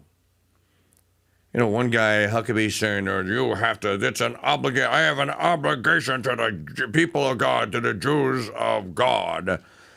Something to that effect. And I'm going, because I have an obligation, I have a duty to, and I watched this and I went, no. Christ has already died as the Messiah. Today is the feast of Saint John the Baptist. Here in Louisiana and in France, Saint Jean le Baptiste. And there's actually Saint Jean le Baptiste parish here in Louisiana. Did you know that the city of Montreal, or the island of Montreal, and the province of Quebec are dedicated to Saint Jean le Baptiste? Did you know that? I didn't know that until I heard Sister Philomena say it today in the Saint of the Day recording. What did St. John the Baptist proclaim our Lord when he baptized him? I'm pretty sure this is in the Gospels. And I'm pretty sure people like Huckabee and the rest of these fake Christians, these I don't know what they're, these Zionist lunatics, I'm pretty sure that they should have read it too. It should be in their, it's not in my modern American Bible. Well, it's in my Douay Reams Bible. What does St. John the Baptist declare our Lord and Savior Jesus Christ as in the River Jordan when he baptized him? What did he call him? The Lamb of God who takes away the sins of the world. What did the voice from heaven say? This is my Son, my only Son, who I am well pleased with. Hear ye him. Why aren't we hearing him? Somebody was pointing this out. Yesterday was the vigil of St. John the Baptist, and it used to be that Catholics around the world treated these things called vigils as a necessary preparation day for a major feast like today. And a major feast like today is, on the calendar, as the Feast of St. John the Baptist, is one that earns a vigil. And the vigil would say, well, you give up a meal, or hashtag pray harder, or give up something else, and just don't do it. Deny yourself this. Practice more extreme mortifications on that day. People that do that sort of thing have a different outlook on the good things in life. They're more thankful for them when they do receive them because they have offered something up and a sacrifice to get them. Maybe this explains why there was so much goodness and so many good, true, and beautiful things that came out of what we call Christendom today that we're all still grasping at and trying to get back at. Well, maybe you can't get back at it if you don't do the fast and the vigils and the rogation days and what are the other ones called? The Ember Days, which are, 4 times a year. We have forgotten all these wonderful, beautiful things that were done and were counseled by and practiced by Catholics for well over a millennia, almost 2 millennia. So think about that when you think about the Feast of St. John the Baptist today, which is a huge feast here that everyone should observe. But did you observe the vigil? Probably not. All right, let's do some digital media files. Where's the one where he was, okay, I thought this was funny. Valet's not talking about Iran every day and about, the Iranians don't pay any attention to the fake news and what they're saying. It's not true. The negotiations are good. Riley Gaines comes in 5th. I won 87% of the counties.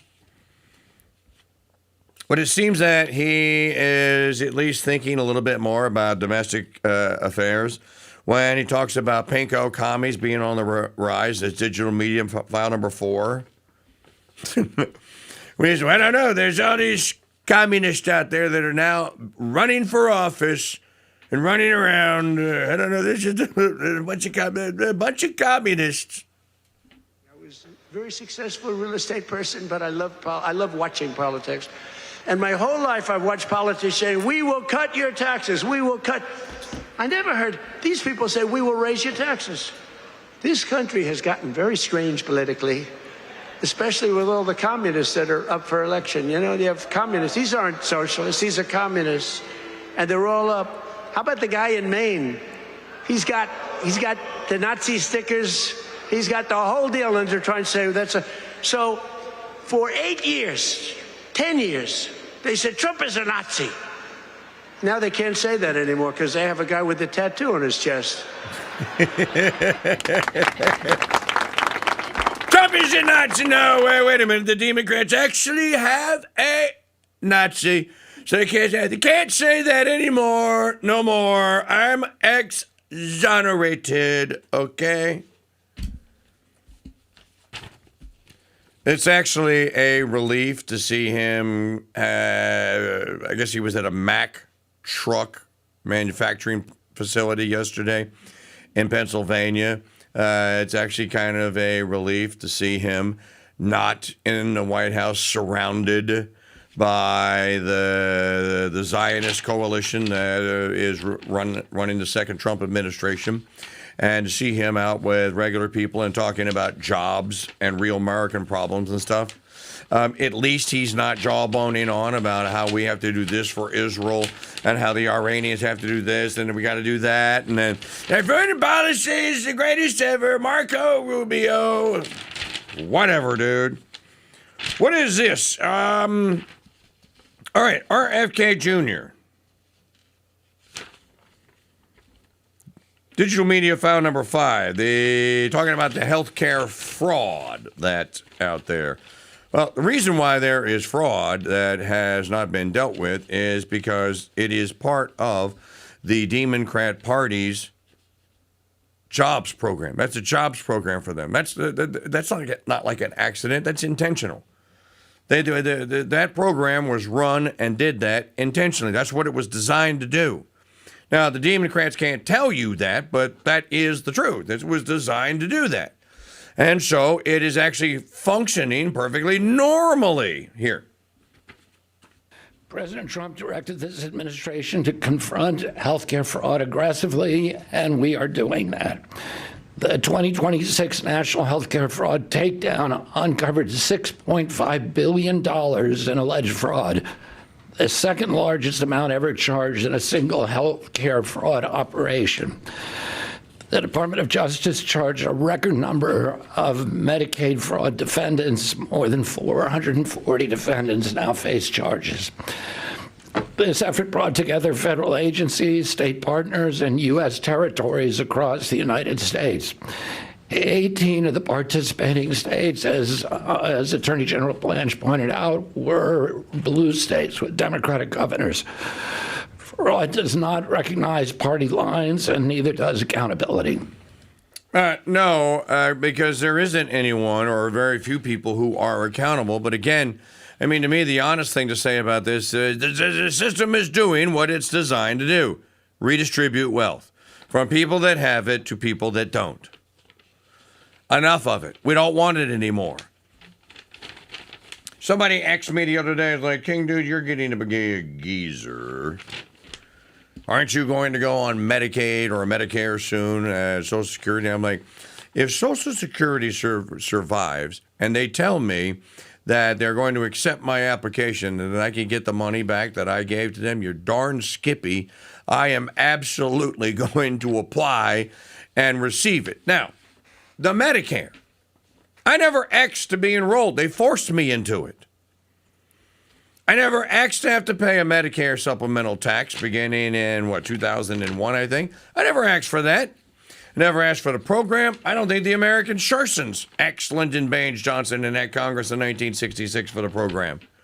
So why do we have it and why does it continue? Because it is a system of distribution now.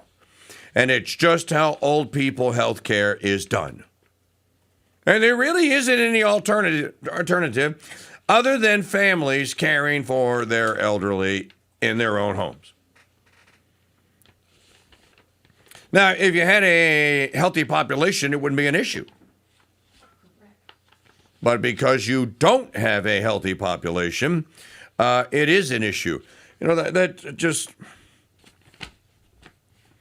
Can you think about that? That in the early days of the Trump 2.0, what do we have? We had famous athletes going to the White House. We had Push-Up Pete and RFK Jr.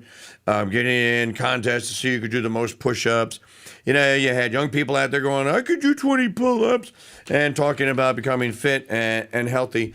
Ladies and gentlemen, if you have 97% of your population that is no longer or that is not working in outdoor activities or in agriculture, which was the primary number one employer of all Americans prior to 1921, or the census of 1920, you're going to have a not healthy population because people are, number one, they're mouth breathing now all day long.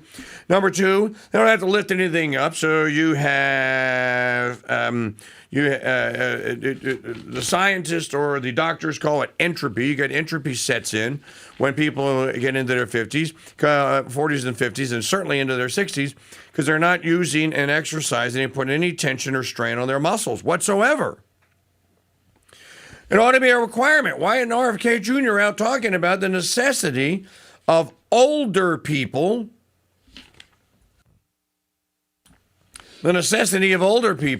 getting into some sort of a resistance jobs program?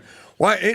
Look, you're looking for a restoration of agriculture. I saw Joel Salatin is quoted. There's a story about Joel Salatin, our friend, Polyface Farms dude, in his latest print issue of the Epic Times. I didn't get to read it. I just saw the headlines. And what Salatin was talking about was basically the wealth redistribution that is still being done in the form of government funding of preferred industries. Now, he wasn't talking about the quantum computer that I was talking about yesterday, that Howard Lutnick was bragging about. But if the Department of Agriculture wants to invest in something, or if people want to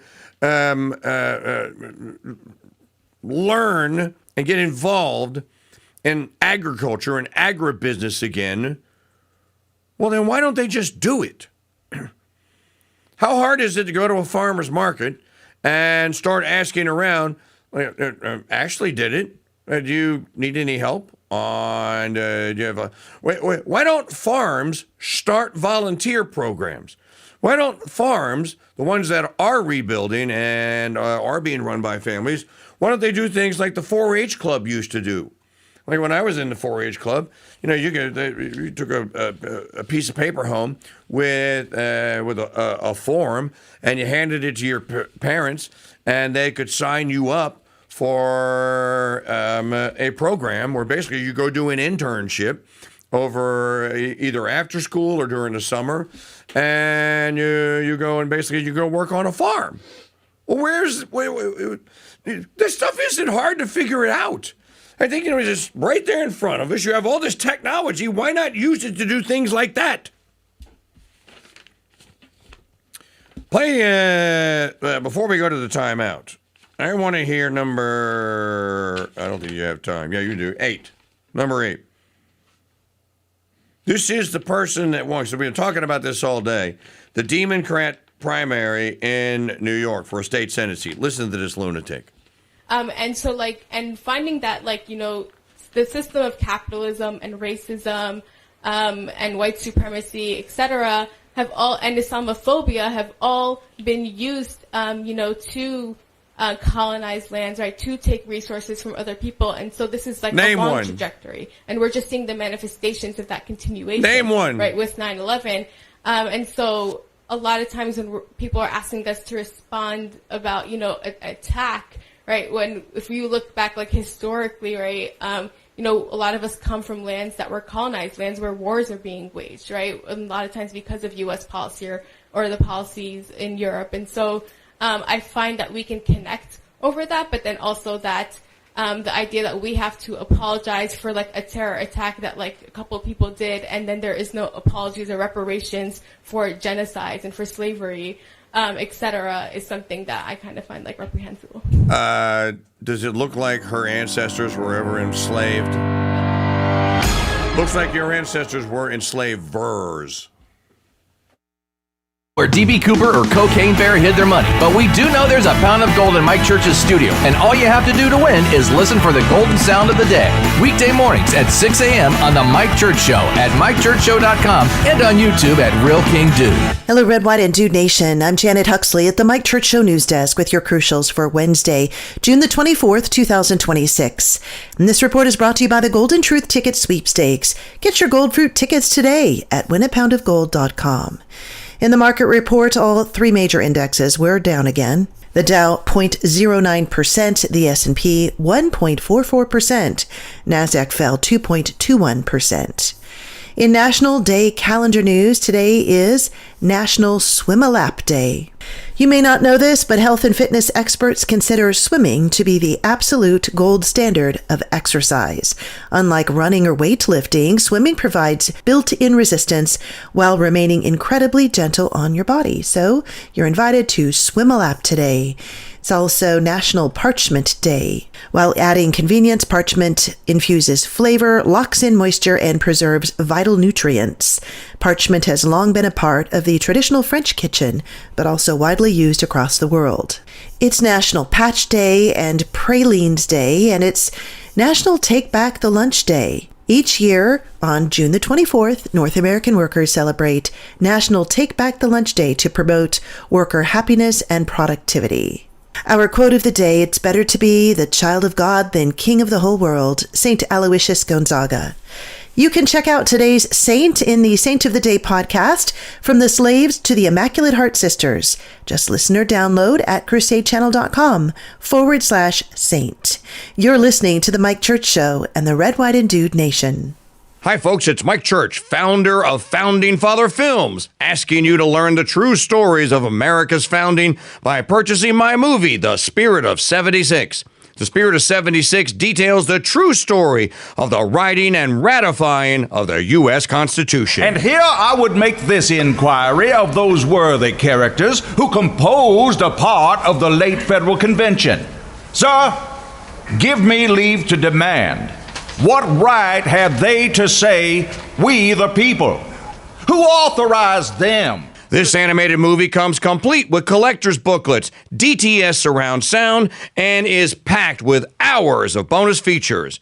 Learn the true stories of America's founding and order Mike Church's The Spirit of 76 on a 2-DVD or 3-CD set. Available now at mikechurch.com/DVD and by calling 844-527-8723. Do you want to save money on your next flight? Then pick up the phone and call. That's right, call. Because the best prices are not online. They're with SmartFares. See, SmartFares has special deals with the airlines. When they have unsold seats, they use SmartFares to fill them. So you get airline tickets at crazy low prices. They have access to great prices and discounts at over 500 different airlines. Plus 300,000 hotels and rental car companies. Their prices are too low to publish online. With the extra money you'll save, you can book another trip or treat yourself to dinner or shopping. So stop searching all of those travel sites to find the lowest price on your next flight. Let one of our SmartFares expert travel agents find the best price for you. Call SmartFares today and get ready to see the world with a fat wallet. 800-313-7757. 800-313-7757. 800-313-7757. That's 800-313-7757. I think I'll go to sleep and dream about piles of gold getting bigger and bigger and bigger. Here's a piles and piles of gold fun fact. When making Raiders, Spielberg chose the Golden Ark of the Covenant because he knew audiences wouldn't go, ooh, ah, if Nazis stole a parchment scroll containing a psalm. Now, we don't know where the lost Ark is, but we do know that Mike Church has 1 troy pound of gold in his safe, and that he's going to give it away on July 2nd, and you don't have to say, ooh, ah, to win it. Win Mike Church's Pound of Gold. Tickets on sale now exclusively at winapoundofgold.com. Ark of the Covenant sold separately. Mike Church, Commander-in-Chief of the Red, White, and Dude Nation. The Mike Church Show is exclusively on the Ethics and Broadcasting Network. No apologies, no prisoners, no censors. The Mike Church Show is on the Red, White, and Dude Nation. I was traveling down the road, feeling hungry and cold. I saw a sign saying food and drinks for everyone. So naturally I thought I would take me a look inside. I saw so much food, there was water coming from my eye. Yeah, there was ham and there was turkey, there was caviar, and long tall glasses with wine up to yar. And then somebody grabbed me, threw me out of my chair. Said before you can eat, you gotta dance like Fred Astaire. All right, everybody. You know I can dance, you know I can dance. You know I can dance, you know I can dance, I can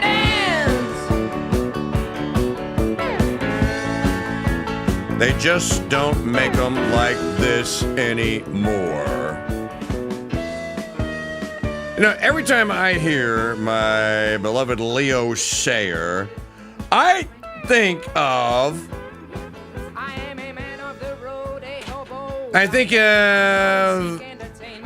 this.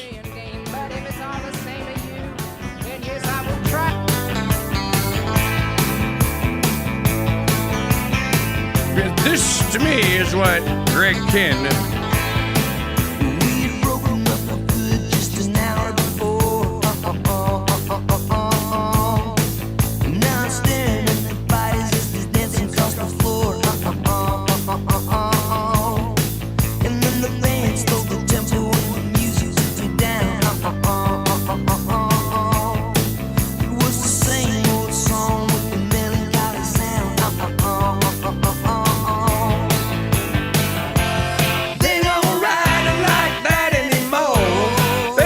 like that anymore. It is lamentable that there is no attempt out there to even fashion anything that you could call music these days. Unless that's our friends. They were supposed to send me some music. Where's our blue... was it Dark Coal Bluegrass Band? Isn't that what they were called, Maggie? Dark Coal Bluegrass Band or something coal. They were supposed to send me some bluegrass. They did send you some. I forwarded it to you. Oh, you know what? Because you forwarded it, I never saw it. Let me go look. 844-527-8723. This portion of the program brought to you by Dr. Tom, who bought 5 Golden Truth tickets earlier today, 5, and challenged everyone out there listening to invest in the future of the Crusade Radio Guild and Sense of Fidelium and the Mike Church Show, and to also purchase 5 Golden Truth tickets today. And what do we said? If we had 1,000 people that did 5, then we'd be halfway to the finish line. So that's the formula. I'm going to send the formula out later today. You don't have to wait for me. Go to winapoundofgold.com. Winapoundofgold.com. There's a story. Let me word search this story real quick before I say something stupid.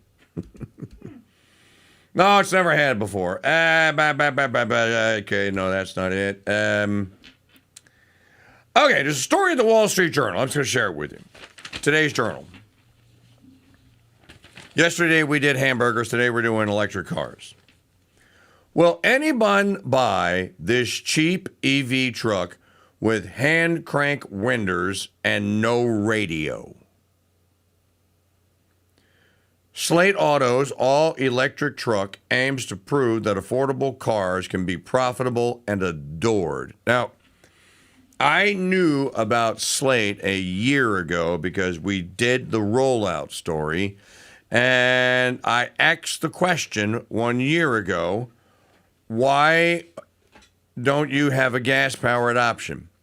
Why are you just building a electric car or an electric truck? Which to me doesn't make any sense.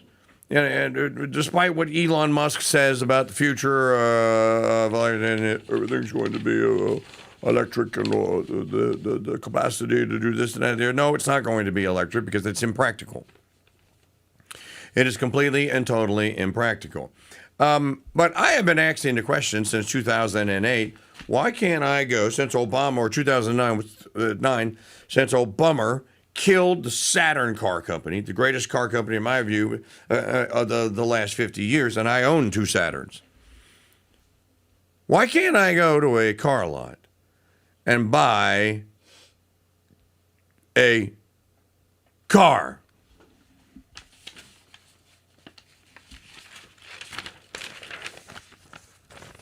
White sticker, black print that says car. Nothing fancy. I don't need a list of all this crap that you added to it that I don't need. I just needed to say car. And then $90,900 or whatever. I don't need any airbags. I don't want them. I do not need ABS brakes. I do not need side airbags. I do not need power windows. I don't need power locks. No, I'm old enough to remember the back in the day when you used to have to the locking mechanism on most cars was, here was the door, your car door, which was probably 6 to 12 inches shorter than it is today. You notice that they keep putting this into these lighter, more unsafe cars, and so they have to keep making the doors higher. So short people, short people when they're driving in a newer car, and the farther away you get from the beauty cars that were made out of metal to the garbage that they serve up as cars today, the taller the side of your door gets. So someone that's short, it used to be that, you'd see the top of someone's shoulder. Now all you see is from the ears on up. They keep going. Pretty soon they're going to have to just be a solid door with a portal like you're on a ship on it. But I just wanted to be able to go to a place and get a car.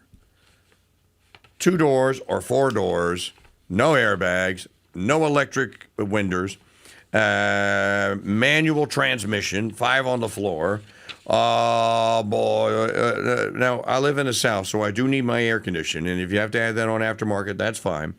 Doesn't have to have a fancy schmancy Bose centered sound system. I can actually put that in myself should I choose to later on. Doesn't need any computers. I don't need Bluetooth, and I don't need a USB connection in there. If you want to put one in there so I can charge my smartphone, okay, fine. But that's all I need. So it sounds like the guy that came up with the concept for the Slate car that's pretty much what he's trying to deliver, except it's all electric. Slate thinks he can. Car buyers today have only 8 new models to choose from under $25,000. Did you know that? With automakers warning that it is difficult, if not impossible, to turn a meaningful profit on such vehicles. I've been talking about, I've been watching a little bit of that older TV series, Mad Men. And so what's Draper's first name? Maggie, you watch the show. What's Draper's first name? Whatever it is. He goes to a car lot because he just made a big sale or whatever, and he goes and buys himself a brand new Cadillac. It's Don Draper, okay. And he paid cash for it. $6,590. And he was talking about how expensive it was. And he was talking about how expensive it was. That was twice what most cars were going for. So in 1963, when Mad Men is set, you could have bought a Ford Fairlane, a Dodge Duster, or a what was Dodge making then? Was it a Dart? For about $3,000, brand spanking new, drove it right off the lot. $25,000. You can't get in. You can only get in 8, what they call new cars, for under $25,000 now.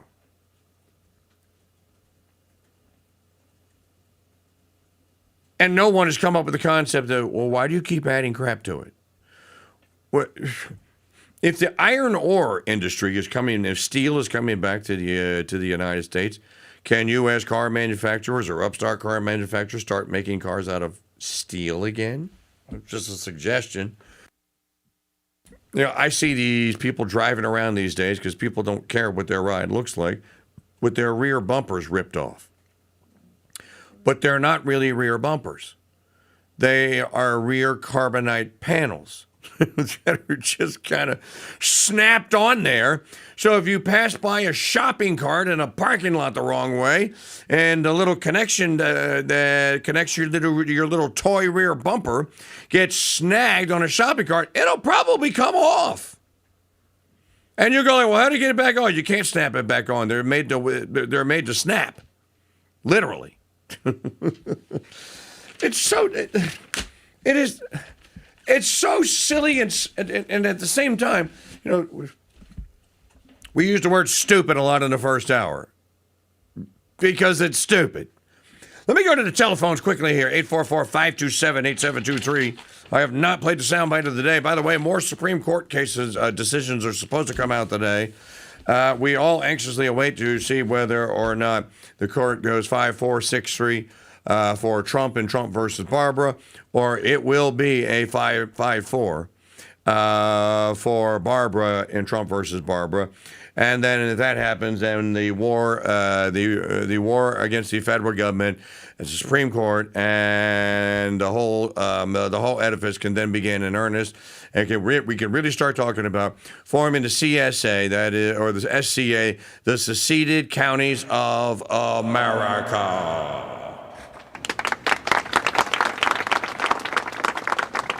Robert is next up here on the Mike Church Show on a Wisdom Wednesday. Roberto, how are you? I'm doing great, Mike. How are you? I am going to give you a flashback to the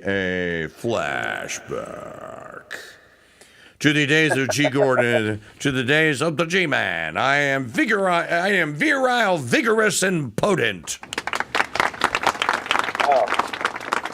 Well, I live in the zone of incredibly average, but I will say this, Mike. I had to call in because even before the soundbite happened, I was waiting on it. I was like, look, that last politician you had, that clip, that girl, she sounded like Luann from King of the Hill.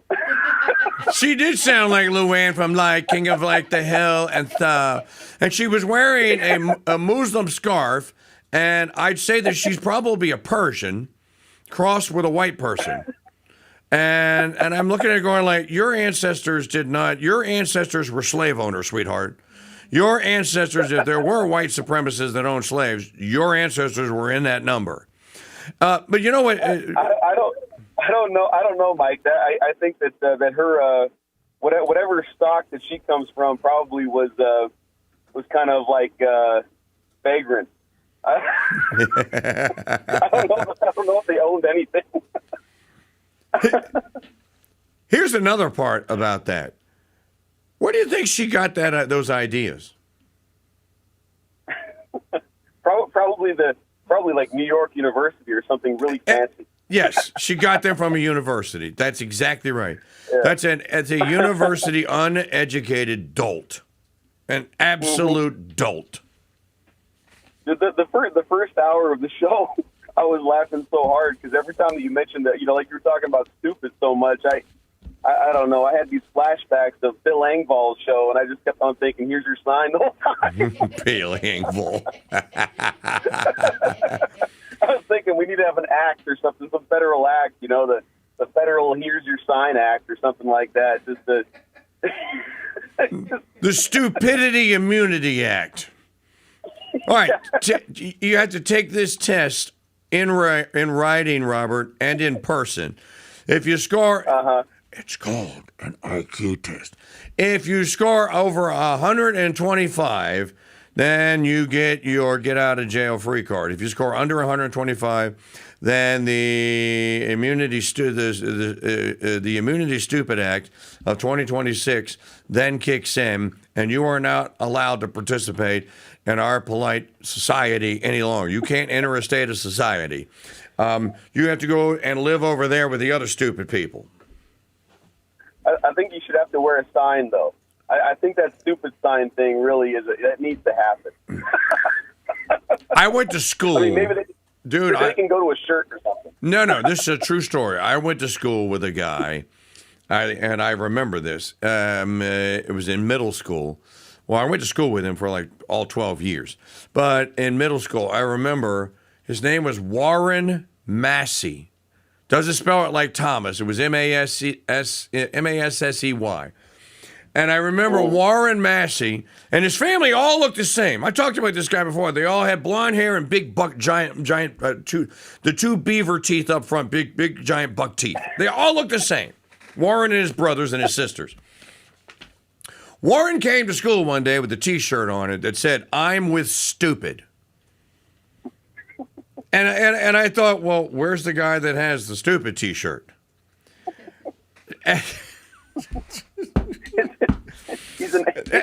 I never saw the stupid T-shirt. And Warren kept wearing the "I'm with stupid" T-shirt. And I kept expecting that somebody was going to come to school with a stupid so that Warren could say that he was with stupid. But that's when being stupid or just using the word stupid was a joke. It's not a joke anymore. It's a way of life. No. Yeah, it is. I was thinking about that shirt that the police academy. You know, that was the guy from the police academy. I think was it Gutenberg? What was his name? It was Gutenberg. It was like really, yeah, Steve. Anyway, he had that shirt that said "one in the oven" or something like that, or one in the oven. You know. I wonder what happened to Steve. My favorite Steve Gutenberg movie wasn't the Police Academy movies. My favorite Steve Gutenberg movie was The Chicken Chronicles. Oh, okay. I was going to say Short Circuit. But Short Circuit was good, too. What are you telling me, that I have a funny accent that makes me smarter than you? No, I have a computer brain. That is what makes me smarter. No, the Short Circuit movies were funny. Her pants are blazing for you, Newton. Oh my gosh. But go back and watch. You can rent it. You can probably get it on Tubu or whatever the heck they call it. And the Chicken Chronicles.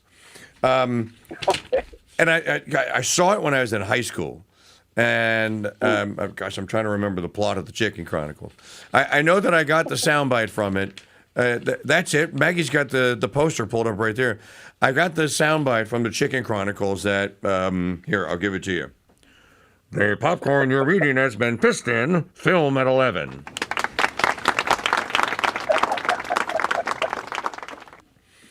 The Chicken Chronicles. Oh, my God. I think that the woman that was talking at the top, at the end of the last segment, was in the Chicken Chronicles. That that would explain a lot. I mean, she might have been an extra. She was an extra. Not quite good enough to be on the screen all the time with a speaking part, but Well, what I really want to say about the Pinko Commie Socialists winning in New York and Seattle and all the other cities, kind of just echoing what Dr. Tom said. If you want to do that, well, then that's your right. You are free to do that. You are not free to do it to the rest of us. So you should go organize yourself and just go pick the cities that you want to take over, and we'll give them to you. No questions asked. You can have them. I don't ever need to go to Seattle the rest of my life. I don't need to go to L.A. I don't need to go to New York. I don't need to go to Washington. You can have them. Just stay there. We're going to build a wall up around you so you can't leave. I don't know. I think I'm a little bit more imperialistic than all that. I think they're inhabiting all the nice land. I think we need to deport them off to some random place out in the middle of the Pacific somewhere that just that has just enough and then maybe have one of those shows like Hunger Games or something or whatever. Like film it. Because my God. All right, her name was the chick that was talking about the racism and all that. Her name was Aber Kwas, Kwas. Look, if you don't have a American-sounding name, you can't stay. I'm sorry, you're getting deported. Yeah, do what they did back in the World War I era and have everyone change their names. True story. Like, hey, that sounds too German. Change it. Yeah. Your name is Kwas. Yeah, you're out. We're voting you off the island. But when I think about someone, you know what? That's the thing too, Mike. I was thinking about this too for a while now. Why on earth can't states vote other states out? I mean, you would think that they should be able to, if you can join a compact and you're in this compact together with other states and what have you, that if the majority of the states wanted to, they can just kick a state out. Can you imagine Mike Judge making Idiocracy Part 2, and that's part of it, and it's Hector Elizondo Mountain Dew Camacho president, and he's up there and he's giving the speech. Oh, man, I'm here, man, because messed up, man. But we are here tonight to unveil the states that all y'all voted out of the union.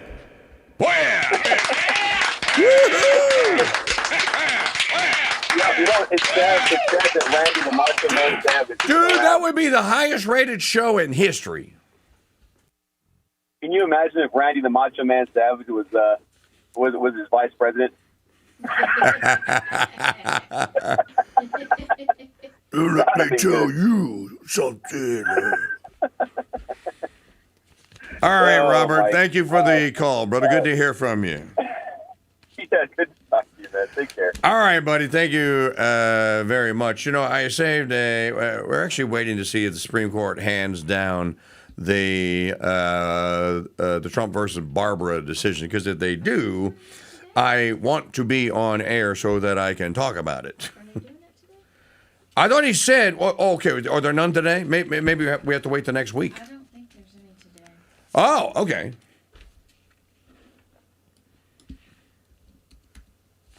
Let's do some more digital media files. I'm going to read you some hate mail that I got to before we get out of here today, and you could send me hate mail as well. And it is Mike Church, Crusade Radio Guild, P.O. Box 400. P.O. Box 400. That is in Madisonville, Louisiana, 70447. Before we do any of that, let's go to the Dude Maker hotline. Magdalene Rose, our political affairs contributor, on the line with us. Magdalene, 3 more socialists elected in New Teetland City last night.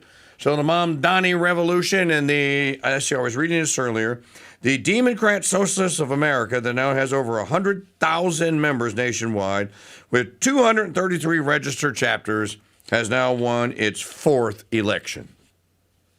Well, I think Mom Donnie is proving able to do all the things AOC talked about doing, because he is actually getting people elected. AOC has been a support staff member to Democratic Socialists. She's not gotten people over the finish line in the same way.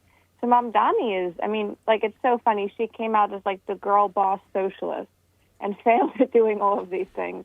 And Mom Donnie, with his fake poverty and his ridiculousness, is getting them elected all throughout New York. And he's also then going and claiming the credit. So we're very lucky that he cannot run for president. Says who? They let Kamala Heels Up Harris run. She's not a natural-born citizen. Why not Mom Donnie? I think it's too much of a paper trail. And also, Mom Donnie has this cool effect. So I was on Instagram recently, and a clip from his speech when the Knicks were winning has gone viral. And it's so ridiculous because he's basically saying New Yorkers, they're back against the wall, wondering if they make the next rent payment. He comes from astounding wealth and fame, but he's so good at this. He's commodified poverty into some type of social media strategy. I think it's apparent that he has taken classes and has spent an inordinate amount of time with a really good acting coach who told him and taught him how to smile at everything and how to smile convincingly at everything and anything that is said to him or about him. I think that that's the secret there. Because I don't think anyone is born with that kind of a smile. Do you?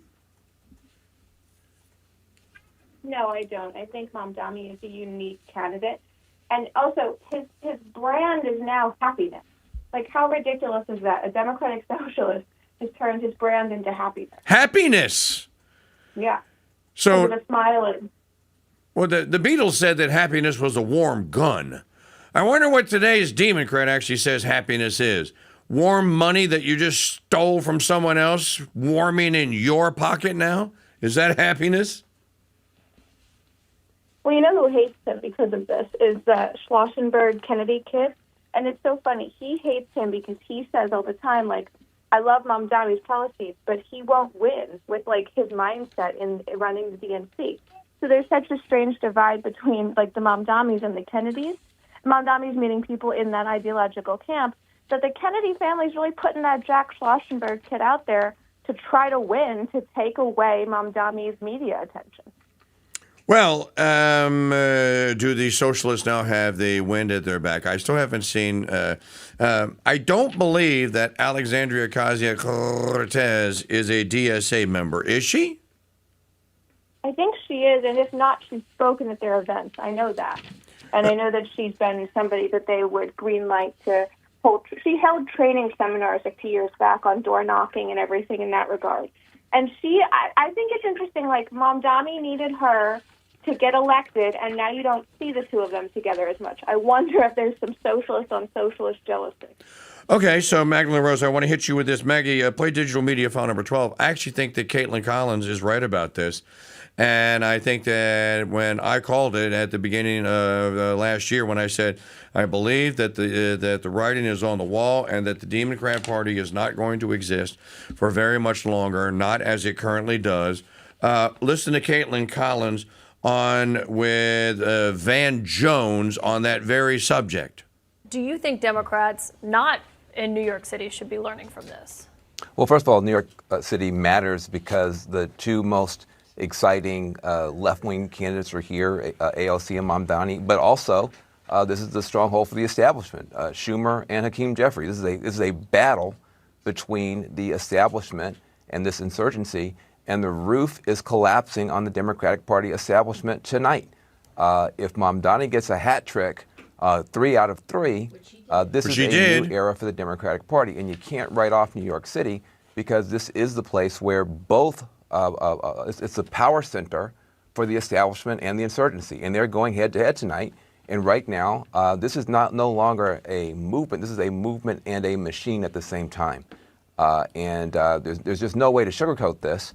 If Mamdani pulls off a hat trick, it is a new era in Democratic Party politics. Well, and if you're a moderate Democrat who's on the election, who's on the ballot this November, Van, I mean, they're all going to get asked about the positions that we're hearing from these other fellow Democrats. Well, look, I think, from our frontline Democrats will be able to make their case for themselves. I think they'll be able to do okay. We got a lot of national security Democrats in other parts of the country, but this is a big deal tonight.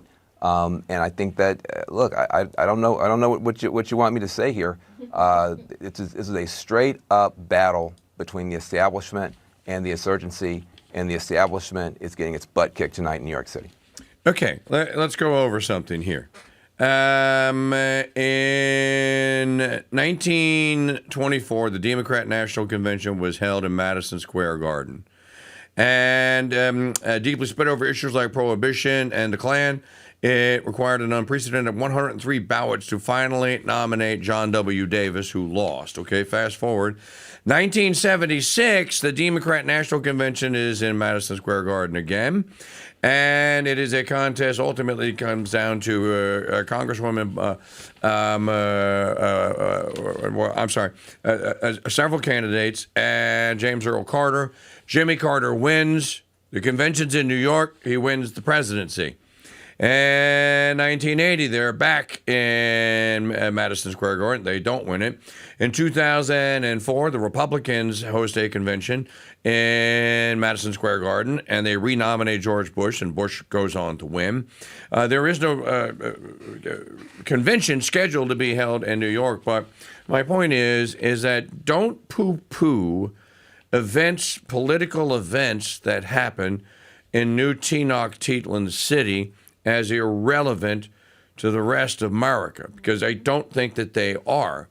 And secondly, Van Jones is probably one of the smartest. He's smarter, if you ask me. He's smarter than some raving lunatic like like James Carville has become. And Van Jones has actually managed to stay around on CNN as someone to be taken kind of seriously since Obama, since like 2008. So for Van Jones to be saying that the sunset of the Democrat Party is nigh, I believe Van Jones. Well, I believe Van Jones as well. You're right. James Carville has become a raving lunatic. I hope people realize that, because it's true. Van Jones sees the writing on the wall because he's an odd person who loves New York, loves like very cosmopolitan life, but also understands that many people don't. And many people will never have access to that. So Mamdani is fascinating because he does not even help people get fundraising because corporate Democrats don't like him. So he's an odd candidate in that going with him may plunge your campaign into poverty, but you may also win. And that's a strange thing for Democrats. I think that the Clinton Democrats, people in that category, they hate him because he's, first of all, effective, but also he will make it harder for the rich. But just because he is, in fact, someone from massive wealth and fame, which he is, does not mean that he won't hurt the economic process. Real estate tycoons in New York are talking about this. How New York has become like a pied-à-terre world, and they tax pied-à-terres. So if you're somebody in New York with money, I think it makes sense why you'd be looking at other options like Florida or Texas or Arizona. Right. Oh, I think that the Democrats are done. I think they're cooked. All right. Let me make that point. Who is probably the most moderate Democrat that makes the most amount of sense these days? He's in the U.S. Senate, and you know who I'm talking about. Who is it? Yes, John Fetterman. Exactly. You know what's going to kill Fetterman? What? He's a Zionist. People are not going to put any more Zionists in positions of power. Not when there are elections that matter, and not when there are all of us out here, and there are as many of us in the Democrat Party as there are in the Republican Party. So, and plus Fetterman has health issues and all that. So the most recognizable, most moderate of all Democrats is a no-go.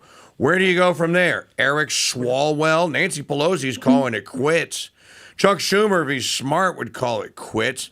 So the older guard of the Democrat Party, the ones that invented this system of patronage that you're seeing playing out with all the fraud that's now being discovered. It's not a system of fraud. It's a system of patronage. This is how they distributed the spoils of $5 trillion in government, Magdalene. This is done intentionally. It's not an accident that all this fraud is out there.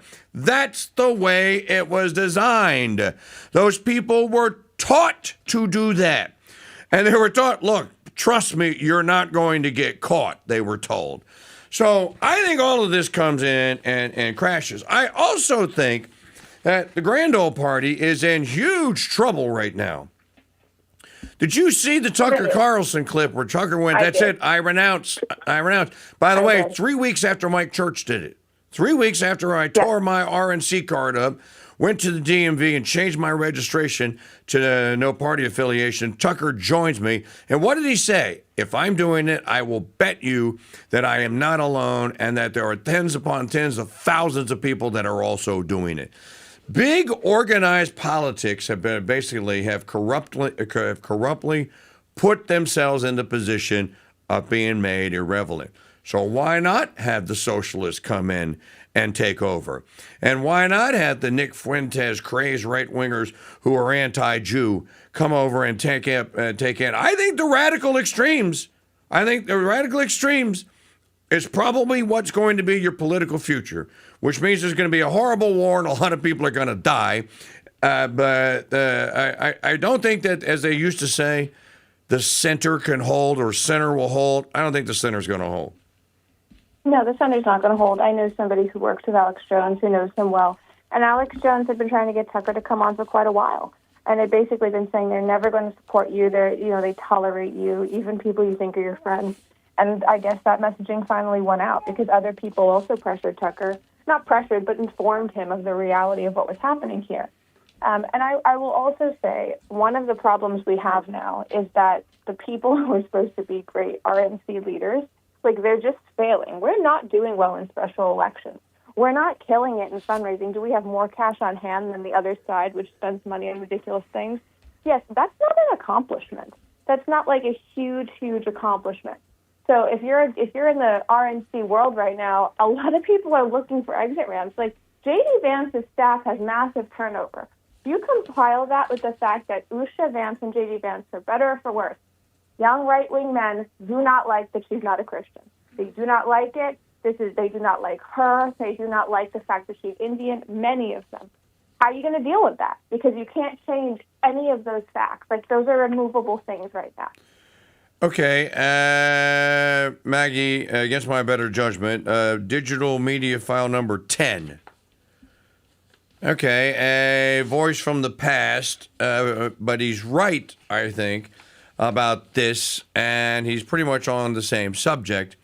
I think, though, that he ought to be saying the same thing about his own party, and he is at least partly responsible for that. But here's what he thinks about the Democrats. That's the communication challenge that we all have together, Sean, which is to explain to the American people that Democrats you grew up with, the Democrats that your mom and dad grew up with, the Democrats that your grandma and grandpa grew up with, do not exist anymore at all, not at any level of government. A vote for any Democrat anywhere for any office is empowering a party that wants to strip this country to the bone, to take away our security, our defense, our way of life. You know, just tonight, Sean, I saw a Democrat member of Congress online defending the Antifa terrorists in Texas who were just jailed for shooting an ICE officer. They shot an ICE officer. They were charged with terrorism, and a Democrat congresswoman was defending the Antifa terrorists. Well, believe it, because that is the extreme. And that is what the Muslim broad, who was droning on endlessly earlier, the Abar Quas. Now, Maggie, you're telling me she's one of the ones that won in New York City? Abar Quas? Or Aber Quest? It says who just won the Democrat primary in New York State Senate race. Oh, this was a state Senate seat. Okay, different. Yes. It's different. Doesn't matter. These people are radicals. Look at what's happening in England right now. Keir Starmer resigned. 7 PMs have resigned in the last 10 years. The guy that's going to come in, Magdalene, what's his name? Oh gosh, I just saw it. I'm not Burnham. The guy that's going to come in. This is just another politician. Now, it is true that he is with he's with a different party now, but there's so much tumult and turmoil in electoral politics. It seems in every country in the world. The Germans are going through it. They're going through it in Scandinavia. They're going through it in France. They're certainly going through it in the UK. We're going through it here in the U.S. It just starts appearing to me like that President Trump and the election of Trump, that coalition that was put together is impossible. Tell me who is going to assemble a coalition like that had a lot of people in it that have left it since to win a national elected office again. Who? Oh, there isn't anyone. And I was thinking about the UK issue. The reason why there's been this many prime ministers is because the prime ministers are ignoring one very complete fact, which is that to run the UK at this point, you have to throw out the migrants. You have to close the borders. You have to adopt a capitalistic system again and not this pseudo-socialism. You have to invest in your culture, for better or for worse. I know a lot of people don't like the royalty, but it's the main tourism factor for the UK. Sure. But you have to do those things. and you have to invest, and you need to not go back and forth on it. Every time they elect a prime minister or one is chosen who doesn't do those things, they fail. And like at some point, the lesson here is that the tenets of running the UK are not being adopted by any prime minister. I think Nigel Farage could do a good job as the prime minister of the UK. I've always thought if there's a Trump in the UK, I didn't think it was Boris Johnson. I thought it was Nigel Farage, but they got to stop also with this socialist money system. They got to lower their taxes. They have to revamp the whole thing, or they just won't survive, in my view. And didn't Dan Goldman, died in the Wool Democrat, an American, Jewish, Israel First Zionist, didn't he lose last night? Yes, he did. Dan Goldman, Shigong! I'm telling you, the American people are done. They're turned against the Zionism. There is no denying that they have turned against it for good measure. And where does that leave us politically? I don't know. Finally, J.D. Vance says people are scared to have children. Maggie, can you play just a little bit of digital media file number 7? Well, he was asked why they are scared to have children. I think the answer might surprise you. Some people are scared to have children. They're worried about the future. But She you said just wrote scared. about your faith and hope. So why should people have hope? Well, because Jesus Christ is the Son of God. He came down from heaven and is ultimately the author of history. And one of the things that I just think that if you actually believe that, if you actually believe that God himself became man and died to give grace to human beings, you just have to have hope. You don't always have to be happy, right? Sometimes you can be very depressed and still be hopeful. But I do think that I just fundamentally, because I believe that God is the author of history, just say it. Things are going to work out. By the way, they may work out long after I'm gone. And I think about this all the time. I mean, Charlie, I probably watched this video a dozen times, and it's heartbreaking, but it's the night of the election. He's live on air, and you see this sort of reaction in his face when we won, right? And then 8 months later, 9 months later, he's dead. And I try to remind myself that for every pro-life activist who phone banked for Republicans and called and worked largely her butt off, because it was the moms more than the dads, a lot of them never lived to see some of the big pro-life victories of the last 10 years.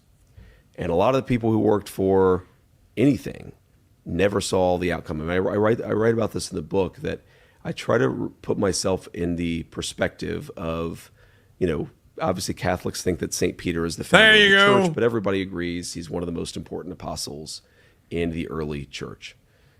Everything that we believe historically is that he was crucified upside down.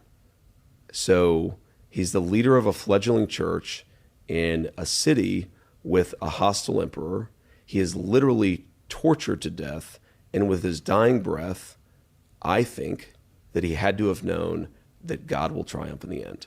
And ultimately, if you go to anywhere in Europe right now, you see the signs of that triumph. Anywhere in the United States, anywhere in South America, you see the signs of that triumph, that the church that God created is still preaching the gospel, despite the fact that many of its early members were quite literally tortured to death. Okay, so first of all, thanks to JD for saying Catholic. Yay! Thanks for getting one in public mostly right. And I think that's Emily Shahinsky who was doing that's Emily Shahinsky, right? It's one of those young ladies that worked she interned at the Federalist. I think she's with News Nation now, or wherever she's with. In any event, that is a pair of she's young. People see JD as being young. He's still a father and a husband. Talking about the future. Now, remember, all of politics and all political victories are won based on what? The future. No political campaign is successful and wins because of something that happened in the past. It is always about what's going to happen in the future. Is the future going to be a place where people in the United States of America are only looking to the church for the actual answers to things And if you are looking to the church, then you're looking to either A, become a husband, or B, become a wife. And that means that C, you will become a father, or D, you will become a mother. I think that that's a pretty natural way to kind of, we could probably start a new political party. Or if the GOP wasn't so stupid, and if it was run by smart people, that's the direction you would go. You tell the Israelis to go pound sand. Thanks for the $50 billion in campaign donations, but we actually have to save a country, and to do so, we need to elect these kind of people. That, to me, is a vision of the future. The current Republican Party, there is no future. Well, that's very true. And I think this is the messaging that works for Vance. Like when he talks to young families and not trying to get boomers to like him, it's better. Like I think that that's the universal message for Vance's comms team. So if you're Vance, stop trying to court older Republicans, because also he wasn't brought in to get older people to vote for Donald Trump. Like we already had that. So if you're Vance, talk about families. Take a shot. I don't know if Vance can get elected. I don't know if he's the guy America will rally behind, but his best shot is to be aggressively centered on the youth, much like Obama was in 2008. Like, that's the campaign I would draw reference from for J.D. Vance, not a Trump campaign. No, I think the Trump-style coalition is, that's just a non-starter. All right, Magdalene, thank you very much. Thank you. You're very welcome. You know, I've been teasing this all day long. Mike said you had hate mail. I do. You know what? And I went and I dragged this out. I forgot I even had this. This is the old. You know what? This is for musical bits. This is the second oldest of all. The only musical bit that I ever did that I wrote. Maybe I was on. That's older than this, and I played it earlier from the Mike Church Show band, is The Right Wingers Get Stoned, is the only one that predates this. As I write this letter, send hate mail to you. Remember that I'll always still be hating you. Why can't you be dumping I treasure these foul words here in this letter. Keep all my hate forever. I really like that line. P.S. I hate you. I wish you would be more like you. I can't talk about things that older folk care about. And I'll be writing soon again to you, Mike. Until the day I do, Mike. And I'm not telling your boys. P.S. I hate you. And if I'm telling your boys, you'll listen to me. You. Because I'm a listener. Oh, you. I'm all that really matters. I hate you. You, Howard Stern, wanna be. Don't ask me, I forgot. I have a letter. Actual letter. Dear Mike Church, are you aware that there may be some females, and trad cat ones at that, in your listening audience? Would you speak to them in such a manner as this? Oh, boy. Oh, holy. To quote from your latest newsletter. Further, would you also speak to them of micturating, tough female appendage, or you-boob? These are just a smattering of your last week of programs. Would you speak to Brother Andre Marie in this fashion? Usually such talk can be attributed to lack of vocabulary. However, in your case, I would hope you'd be capable of finding more appropriate language. It would be wonderful if your shows could be a haven from the jungle of deteriorating decorum of our day. Sincerely, A.H. Metairie, Louisiana. Well, A.H., thank you. A couple of things that I will just say in response. Number one, I will try harder. Number two, I don't write or edit the newsletter. If that was in the newsletter, and I don't recall actually writing what, oh boy, oh holy blank, if that was in the newsletter. It doesn't sound like something that I would put on the Substack. But if I did, and I gave the asterisks, how do you know what the rest of the S word is?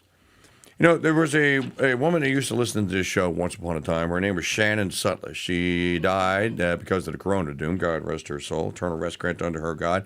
Let perpetual light shine upon her. May she rest in peace. Amen.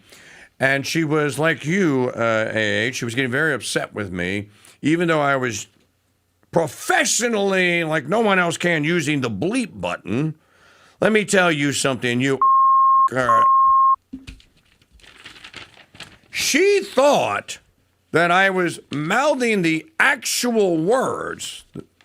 Young man, did you say the yes? Young man, did you use a curse? Did you curse?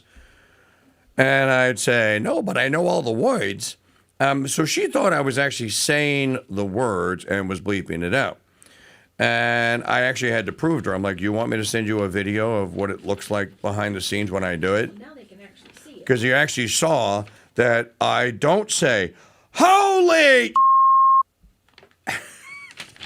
Only if I want you to know that it is literally holy, then I'll give you the last syllable. So if you hear it here on the program, there's a 99.2% chance that I never actually said the word that you think that I am bleeping out. So it's up to your fertile imagination to figure out what it is that I'm bleeping out, but it's probably not that word. That's one thing. Number two, when I say you boob, I do not mean boob in the manner in which you think I meant boob. I mean boob as in stupid. So I took the liberty, AH, of going to Webster's and looking up the term boob. First definition, boob, a stupid, awkward person. Right, and they say, like, it's from the Brits. Or a boob is a mistake or a blunder. So when I say you boob, I mean you stupid, not you know what. Thirdly, micturating is the same as saying urinating. The two words could be interchangeable. Is urinating not on the is urinating on George Carlin's list or the new list of 7 words? And then when I say tough female appendage, yes, in that instance, I actually do mean tough female appendage. But I resisted the temptation to use the T word. Now, I would just point out to you, AH, that in the beginning of the Iran war, when I read the account, I'm trying to remember who the comedian was. Oh, they were making fun. They were doing the Hitler, the scene from Hitler losing it in the bunker. What is the name of that movie? Oh gosh, what's it called? It's in German. And one of the things that Hitler was doing when he was having his hissy fit over the Iranians and his generals couldn't give him proper answers, he was saying that Netanyahu had told him that all the young women in Tehran there were going to be tattoo parlors that were going to open up in Tehran now. And the young women were going to be running around getting Trump tattoos on their you-know-whats. And yes, and he actually said the words, and I said it a couple of times, and people actually messaged me and went like, dude, you said Trump blanky tattoos, and I said, oh, and people expressed surprise at it. So I actually stopped saying that and stopped cracking the joke, which I thought was harmless and fun because it was just making fun of Trump. So I will try and do better, Miss A.H., but it wasn't all, and there it is in this. In the envelope. She actually gave me her return address so I could send a wax-sealed response back. If you would like to send us hate mail, I'd love to receive it. I know everyone wants to hear the song now. So write to me, P.O. Box 400, Madisonville, Louisiana, 70447. All right, we have not played the Golden Truth Ticket soundbite of the day. Folks, tomorrow will mark 7 days and counting to the giveaway and to the raffle of the Golden Truth Ticket, and then the pound of gold, the pound of silver, the bourbon basket, the $500 gift certificate to Ammo Depot, and then whatever Steve Cunningham's going to donate. You are the reason, if you're listening right now, you're probably the reason that we're still on air.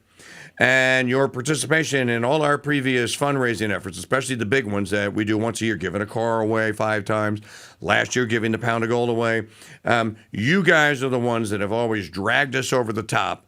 And I think you guys sending appeals out using your affiliate links, which there's a new video up on our YouTube channel that you can watch. We'll send an email out with the link in it as well. Is what is going to kickstart us and get us over the top and towards the 10,000 ticket goal. But you can't be an affiliate if you don't have a ticket. Dr. Tom said he bought 5 tickets earlier and challenged 100 or 1,000 people to follow suit and to get us halfway there. Is this you? Well, go to winapoundofgold.com. That's winapoundofgold.com. Today is, of course, the Feast of St. John the Baptist. So, if news were to break out today, we will break in. If not, keep it tuned here to the Crusade channel. And for all of you that are listening on the Sensus Fidelium Network or anywhere else out there,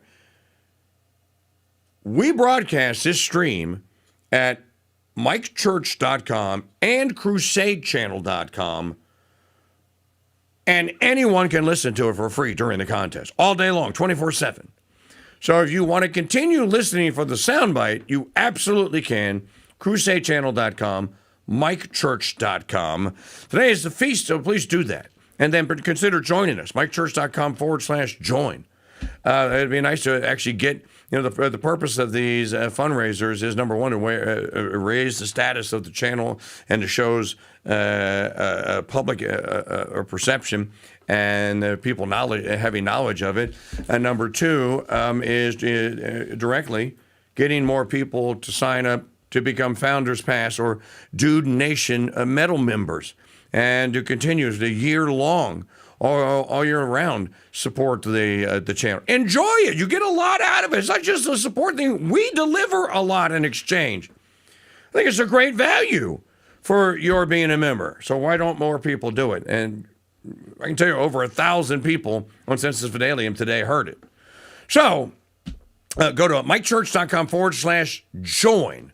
For as little as $10 a month, you can join us. So, if news breaks out today, we'll break in. If not, St. John the Baptist, pray for us. He's got the truth on his side. The liberals can run, but they'll never hide. He's a friend of Mr. Madison as he fights all leftisms. He supports our troops over there. Stands up to the kooks from care. He's the KingDude of the nation of Dude. Red, white, and Dude Nation. Woo!